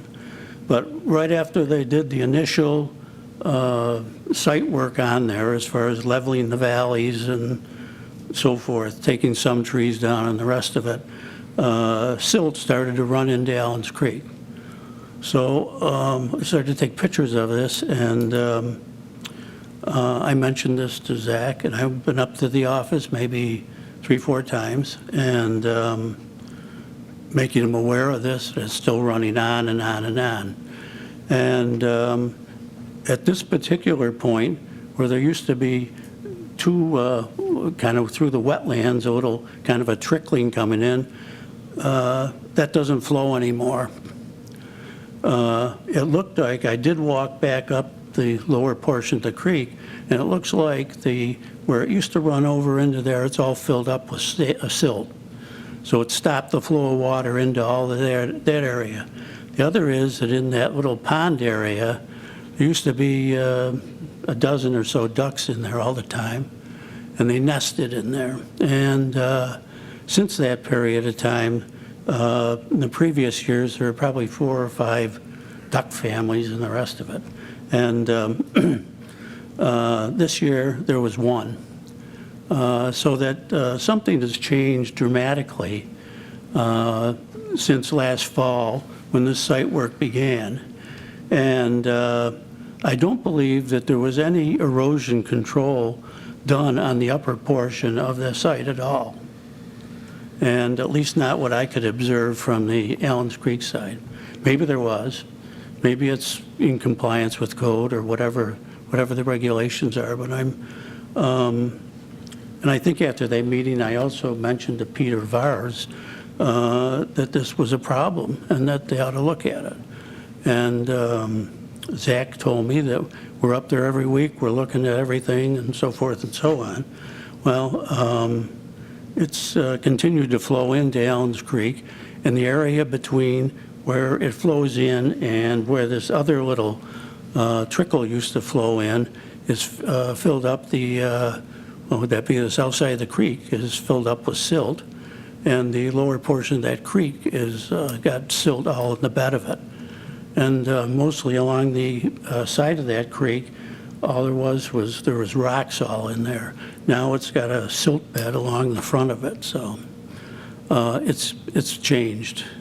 Now, I'm not against progress. I'm not a tree hugger, but I think that the town ought to look seriously into this and see if harm has been done to this, that it ought to be corrected. Mm-hmm. Thank you. Okay, thank you. Anyone else like to speak? Any more comments from the board? Would you like to, do you have any finishing comments, or we can address things in writing? Speaking for myself, I think this erosion thing needs to be addressed yesterday, if there's issues. Maybe I can speak to that a little bit. Okay. Before we even were on the project, there were some huge ravines there. Before we were originally even on the project, there was ravines that came. There used to be an old road that went up there, and I think this is years and years ago. Can you hear or no?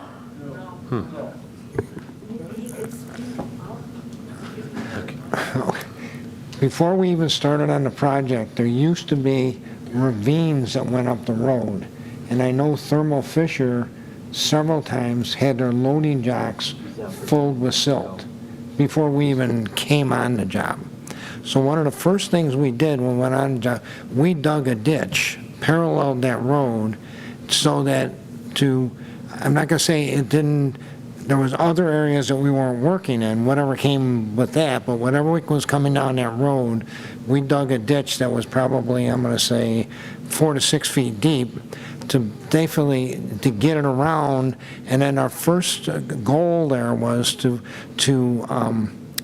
correct the drainage by Thermo Fisher, because all the silt was running down in their loading dock. Since that time, as of right now, all the silt, all the erosion control is intact, and it's been intact. And all the ponds that are basically adjacent to Allen's Creek, I'm not going to say they're 100% done, but they're 90+% done. They've all been rock hounded and they've all been seeded. The erosion control is in there. There really shouldn't be very minimal work, if any work, that should happen in that northwest area that's near Allen's Creek. That work is basically done. Again, I'm saying it's 90%. Maybe there's a few things that we haven't done, finished up, but it's 90% done. Okay, thank you. Okay, yes, you have one more comment?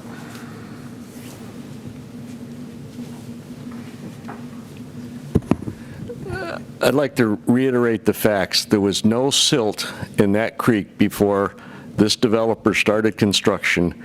Your drawings very clearly required silt fence that was not installed until after the week of July 29th, okay?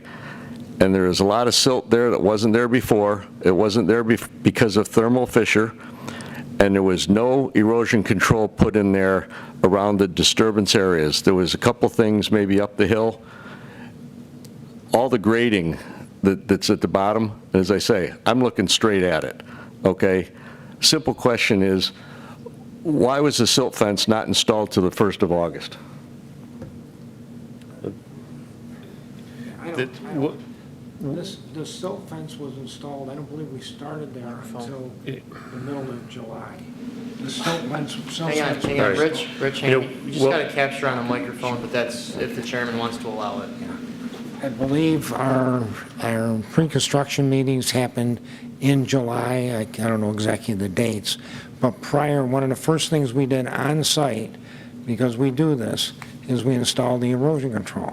Now, some of the clearing, because it went along by the, where the trees were, had to be cleared out a little bit, and then the erosion control was put right in there, right behind it, as quick as it could be gone. Thanks. Okay. We'll get to the bottom of this. So, yes, if you'd like to come on up.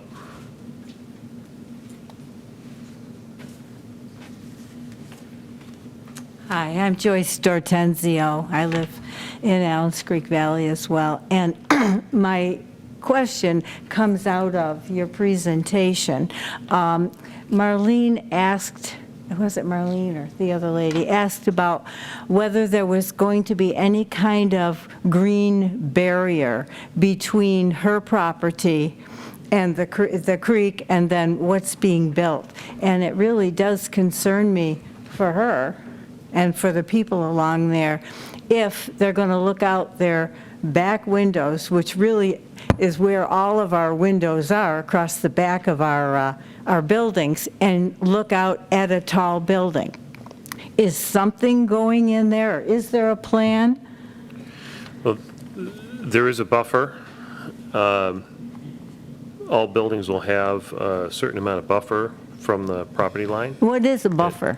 What does that mean to me? You can only build within a certain distance of the property line. So just, but it can be just space.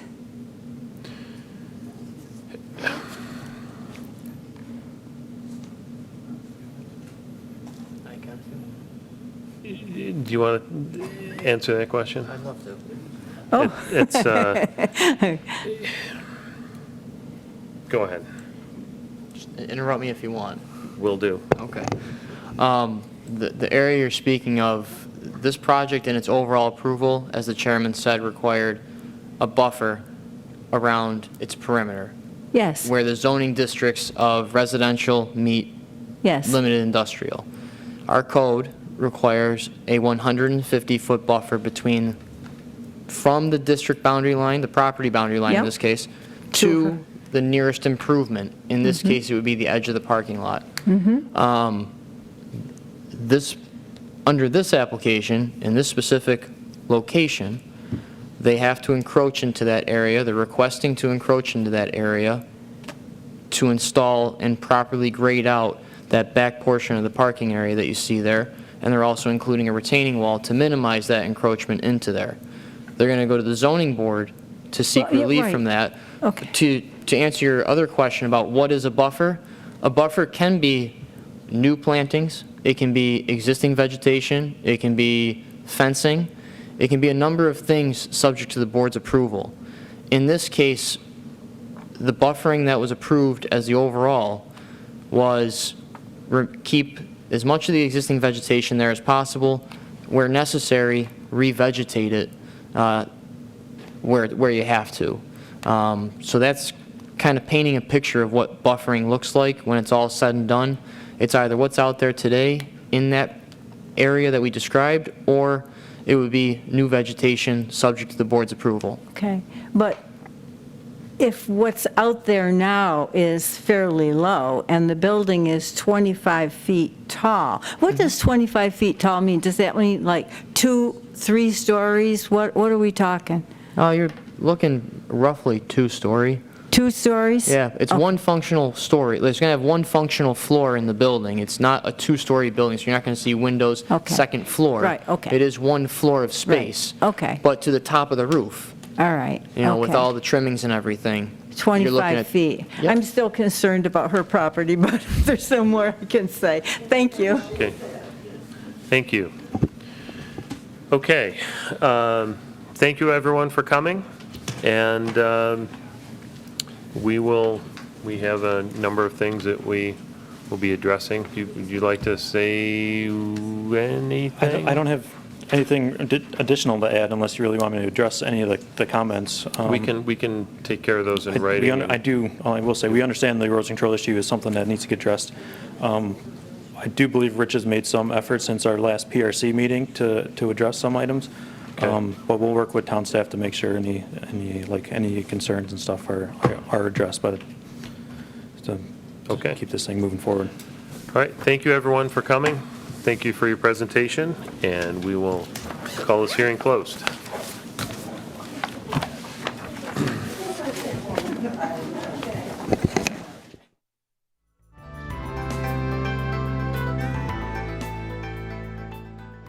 All right, so we have 4 things to talk about. One is the table item from earlier and the 3 items from the public hearing. I will Let's do our let the group... tabled item first. Okay, back to the table item. That was for the Starbucks at Yes, Baytown. Baytown Plaza. Basically, as a result of our last meeting, the board was satisfied with everything presented, and we were directed to prepare a draft approval resolution and the completed EAF. We have provided both.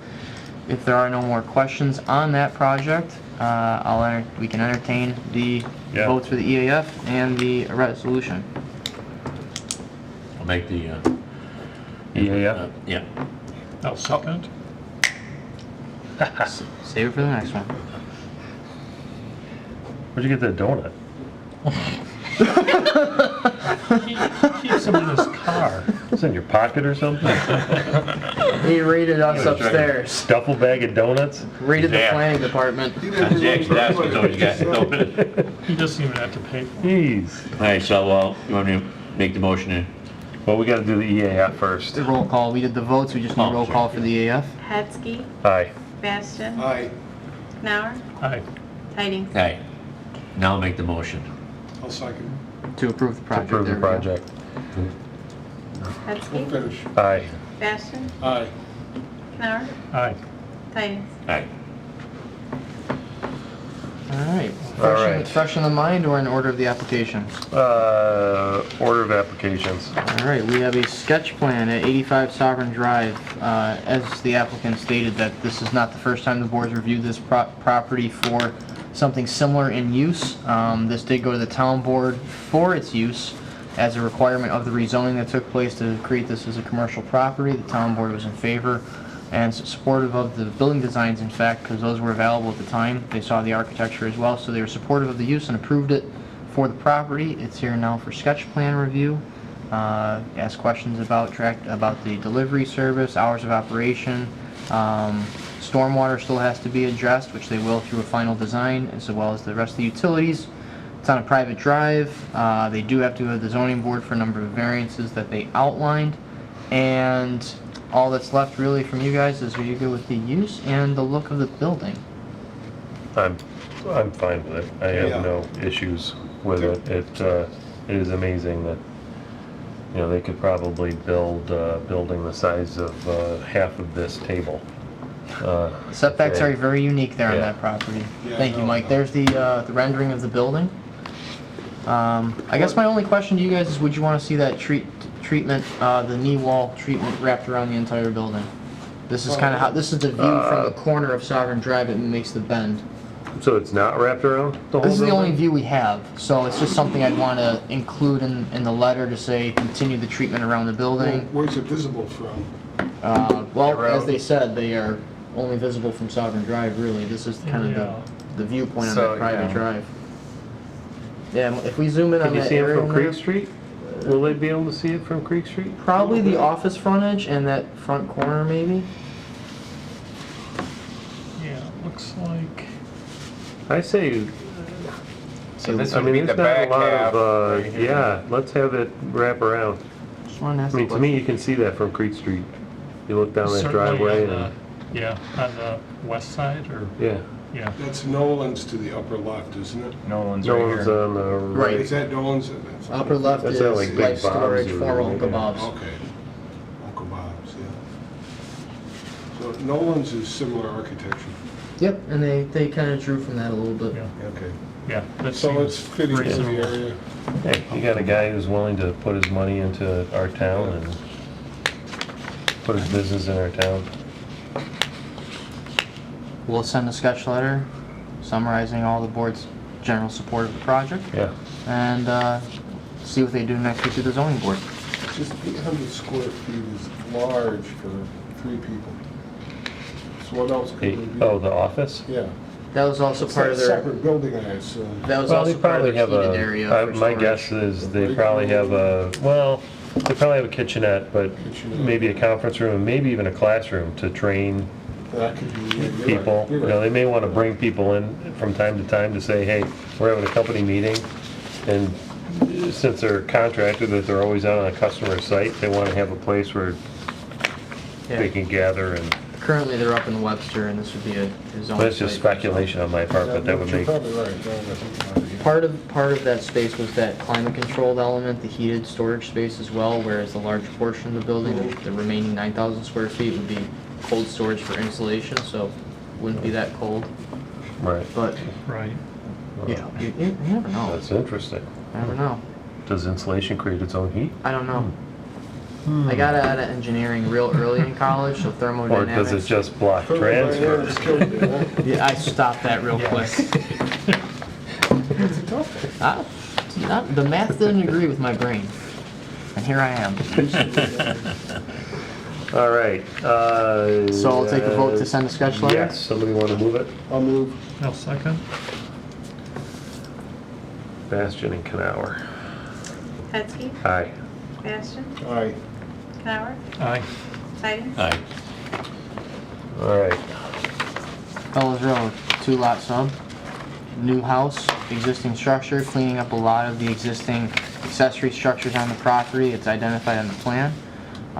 He has to go to the zoning board next week for the 3 variances. Sorry if I missed something in our agenda comments on that. But 3 variances, 2 for the proposed pole barn on his property. Yeah, that doesn't really have, I mean, it has sort of something. He's not asking for site plan approval, just subdivision approval from us, He's asking correct? for a site plan approval Oh, for lot 2, Lot 2. for the 1.89 acre portion. I noticed later on the drawing, he shows the proposed driveway, but then it just ends. And there's a garage with the house, and then the storage garage. I'm assuming, You mean this? yeah. Well, actually, the pavement line goes up here and then around. That, And Okay, then I it couldn't curves see it. around, Oh, I see that, yeah. and then it comes down The and large structure here. around. This is like a stabilized construction entrance for when he goes to build the house. yeah, That's a lot of asphalt. I guess it kind of got lost in the topo It does lines. lose. Oh, and there. oh, the boundary of the pavement. Yeah. Yeah, it's Oh, hard to okay, see. okay, yeah. Mike, you probably zoom in just around the Yeah, pole barn Is he structure. proposing to have that asphalt or gravel? I believe he proposes to do asphalt. That's proposed driveway. Yep.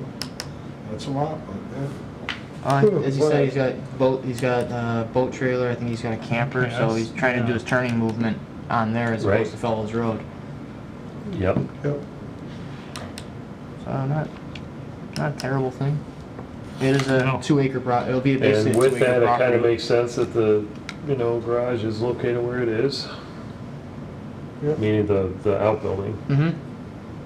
And he's located it here, this is just from my discussions with him, to minimize the encroachment into the wooded area. Yep. To keep it here, also kind of serves as a buffer between him and the property to the south, even though I know he claims it's gonna be his niece Right. that's gonna purchase it. Nothing is forever when it comes to structures and Right. homes, so, we'll let the zoning board make their determination on that. Mm-hmm. And as you said, AJ, the addition of the garage on the lower portion, that really isn't under the purview of this board, since we would take that as a building permit application anyways, but because it's a new structure to a pre-existing non-conforming. And I believe, Mike, if you scroll down to the lot 2, to the other lot. If I'm honest. Yeah, it's just the existing structure is really all it's for, because I believe it meets front setback. Or it's close. So, let the zoning board hash that out. There's any general concerns with this project from this board? I have none. No, I'm good. You guys good? So we Okay, did we have prepare, a draft approval. And an EAF as well? I'll move to approve the I think Tom EAF. did. Oh, I'm sorry. But we don't have it, Did do we? No, we did prepare it. Yeah. Oh, we did. Yep, we did. I know we have 3, I think. That one was just included today. Oh, I wrote it today. okay, then, yeah, I move to approve the EAS. I'll second. Steal my phone. You sure? There was this long pause. Bill, Hetzke. Aye. think about it. Bastian. Aye. Canower. Aye. Iden. Aye. And I propose, or I move to approve the The resolution. application? I'll second. Pending the outcome of the zoning board. Yes. Correct. Hetzke. Aye. Bastian. Aye. Canower. Aye. Iden. Aye. Yeah, that's an important thing, pending the outcome of the zoning board. Just gotta shift around the pole barn a little bit. Okay, Has to. last but not least, On Panorama to Creek. or Lot Panorama 1, Park, Building whatever. A. To me, the majority of the comments have to do with noise and the silt. And we need to get to the bottom of both of them. The noise thing, to me, to be a good neighbor, you could have moved the freaking gigantic chipper shredder to the other end of the property, or, you know, a little bit further away, unless you have an attitude of, too bad, screw you. Now, I get the fact that, okay, the code says you can start at 7. Do you want to be a good neighbor? Don't you want to be a good neighbor? And I'm starting to get a feeling that I'm concerned that they don't care. And I'd like them to care. I will communicate that in a tabling resolution. As you said, a lot of what was brought up tonight in terms of the concerns and complaints was centered around the construction work associated with the overall approval that was granted for the construction of the road, pond, and utilities that are currently ongoing. Not disagreeing with anyone that the whole tree chipper could have been in a different location. We do know that prior to the receipt of the first letter from their attorney that we responded to, which they had noted, we got on site and saw that the chipper had been relocated. Personally, I don't know how much work had been done leading up to that, but it sounds like it was there for a little bit too long for the comfort of many people. But they have been operating within the requirements of our spec book and design criteria for hours of operation of construction. But to your other point, AJ, facilitation will continue to be reviewed by the town engineer. And I know we've brought all those concerns to him, and you know, we do have mechanisms in place for stop work orders if necessary to ensure that something gets corrected before any site work continues. Has anybody checked that silt problem that they say exists down there? Has somebody checked that out or no? We've been out there, and I don't know if, Mike, you want to speak to any of it from the inspections you've done, or? We've been out there and, you know, we've noted it, and thankfully most of it's still on their property, so, you know, there's... The silt? Yeah. Well, who else has been involved in this? Who's actually looked at it and made an evaluation? Well, Mark and myself. No other agencies? No. No other state agencies? No. It falls to us for the inspection We are the process. MS4. We are required to do the monthly inspection. We're only required to do stage inspections for projects. We take it one step further. We go out weekly to make sure that we know what's going on every site as in regards to SWIP and the silt. The developer is required, based on the acreage disturbed, if it's over 5 acres, they have to do twice weekly inspections for the site and they're having what? Independent party. Independent, thank you, person looking at it, providing documentation of deficiencies and things that need to be addressed and stuff like that, so. So when was erosion control put in place? It sounds like all the work up to July, just there was no erosion control, is that? There was erosion control. Now, this has been a multi-stage project where the town board granted approval based on clearing and some grading adjustment. While there was silt fence and erosion controls set up for that specific instance. Well, now we've gone into an overall design of where the road was and putting in the utilities and doing a little more clearing. While that brings a different set of requirements for erosion control. So those were installed. So now you're getting into the next phase of limits. So now there's going to be additional silt fence or erosion control measures. Silt fence is not necessarily the end-all of end-all Right, I stuff. understand. There's other control measures that are in place that you might not be able to see, notice, or anything like that. So, yes, we're focusing on their. I think what's also important to note is that in order to get the silt fence installed to what it was approved at, there was a good amount of work that had to be done to get to that limit, which had a lot of material in the way to get it there and then start doing the grading work. So, as Mike said, this site is an evolving site in terms of construction measures. You know, we have been out there inspecting it. We did notice that an additional row of silt fence had to be installed, and that got installed. We have pictures documenting that. To the effect of the recent attorney letter that was submitted from the HOA, that was submitted to our department and the supervisor's office today. So that will be addressed. We provided that to you this evening, which one of the residents had in hand as well that they spoke to. It was the HOA president. So, you know, we have some things to respond to them yet again, and we will. But up until this point, we just have to continue our inspections and make sure everything has been done so accordingly. And if anything needs to get repaired, it gets done so prior to any approvals, I'd say, for this project. Yeah, from listening to the folks who live there, the damage has already been done. Some of the feeder streams to Allen's Creek, which is it feeds into Onondaquay, it's full of silt. Well, I'd be willing to meet you down there, Mike and Mark, and buy you guys coffee and breakfast next week. Give me a call. But, Represent the planning board down All there. right. Yeah. But that can be a very, very serious, because that's a fragile ecosystem.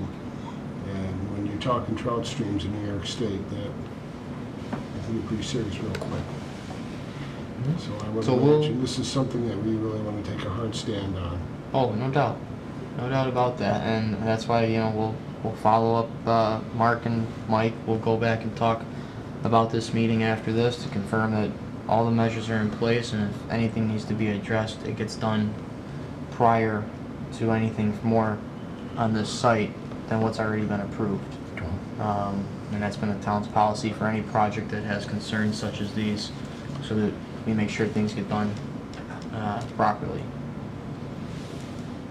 And then, you know, we can continue discussing about, I don't know of any instances of limiting hours of operation for work on a site, but I do know that, you know, this board has the ability to limit the operational hours for like My deliveries. point on that is, you can choose to.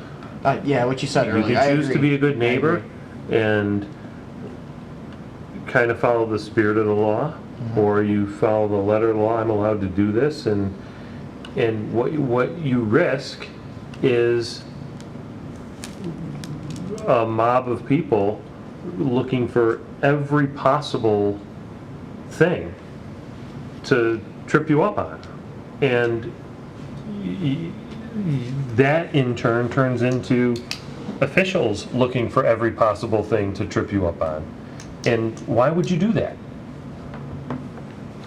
It makes no sense to me. No, it doesn't.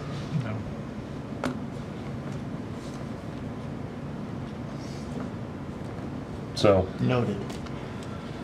But you know, we'll draft a tabling resolution as a result of tonight's meeting, documenting the board's concerns for how things have taken place so far, and what you'd like to see and come back as a result of that, to know that the site is in compliance with where it has to be in terms of the construction that's going on right now, and in preparation of what is proposed. Speaking of that, do you want to get into landscaping, architecture?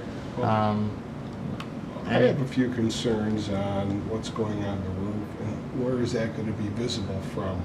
Who's going to be able to see the roof of this building? I heard anywhere from 20 to 30 to 60 feet. To 60 feet.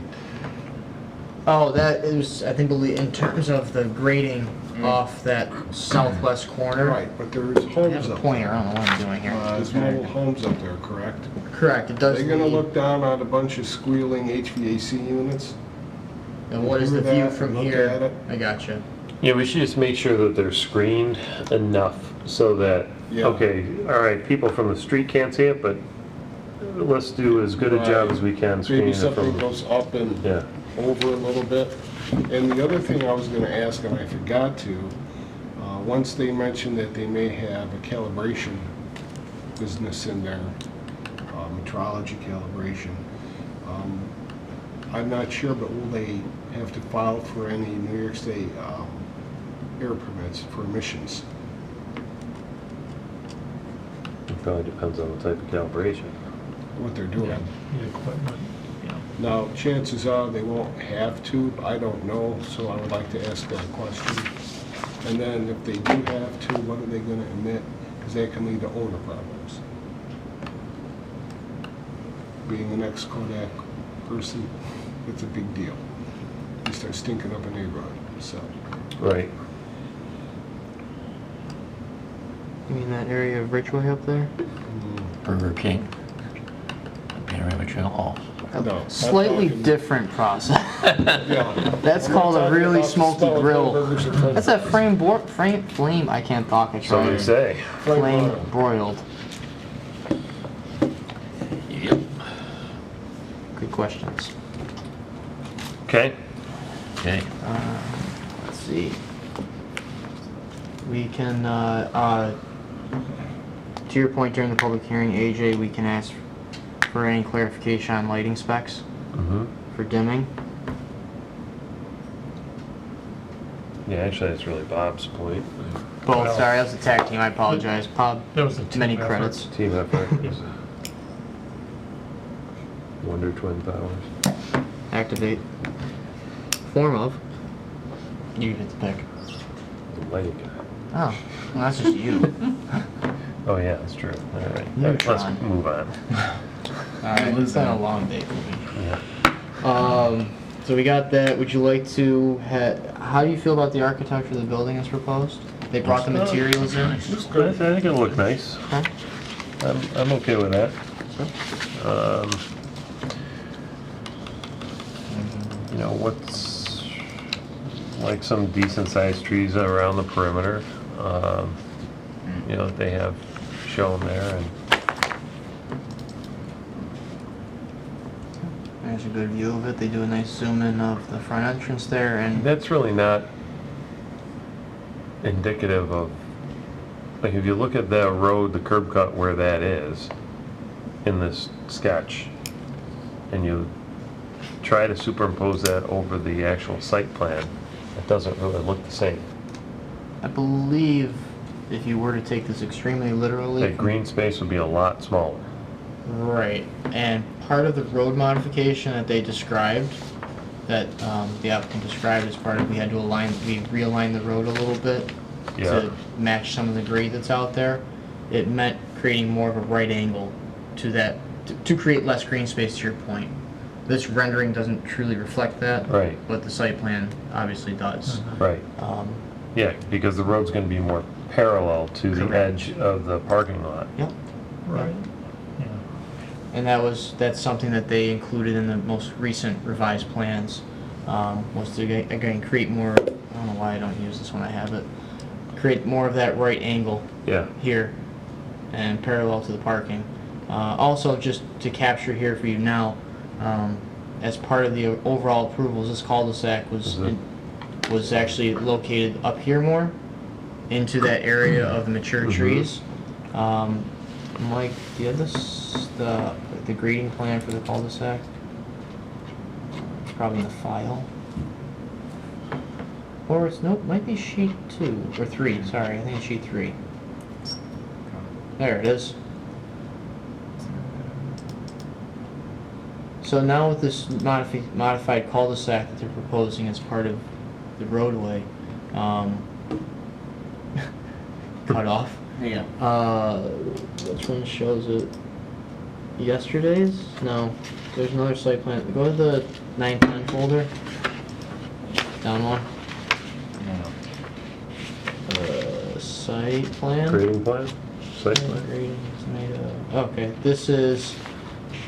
Grading would have helped. Sorry, Mike. AJ was right. He was waiting. So, yeah, if you could zoom into that, that'd be fantastic. You know, we've had a Okay, lot so there are of those documented trees. concerns about preserving these trees Mhm. for as long as possible, as I'll say. But this new location of the cul-de-sac does allow for potentially the preservation of some of the mature trees that are there for whatever is eventually built on this pad or over here, however this is serviced from this cul-de-sac. But this new teardrop design is a modification request from the previous that we just want to document with this application for you. Because previously, like I said, this cul-de-sac came in here and did more of a donut shape, if you will. And now we have the teardrop And design. that's sort of dug into the hill, so those contour lines are going up as you go away from the cul-de-sac. Correct. But part of that was because they have this water main that they got to connect in order to do a loop system, so they coupling that with the cul-de-sac. Got it. Okay. Any issues with that? No. Landscaping. I know we have a landscape plan somewhere in that. How's the buffering look for the neighbors? Well, they are working pretty much within the pad site that was approved originally, which included preservation of existing trees in those limits of disturbance. You certainly have, I think it was just on the, there might be a landscape plan back in the original folders if you go back up to 8.2. Yeah, 8.2, one more up.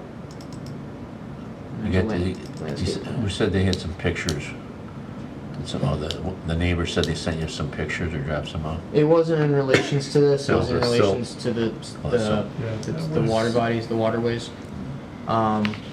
Which again were taking place as they were mobilizing on site. It was quite a number of months ago. So yeah, they're showing a number of new plantings, a lot foundational around the building. Stormwater management areas are Replanting identified. above where they're building the retaining wall. Yeah, I mean, there's nothing left. I go by there every day. I mean, it's pretty well cleaned now.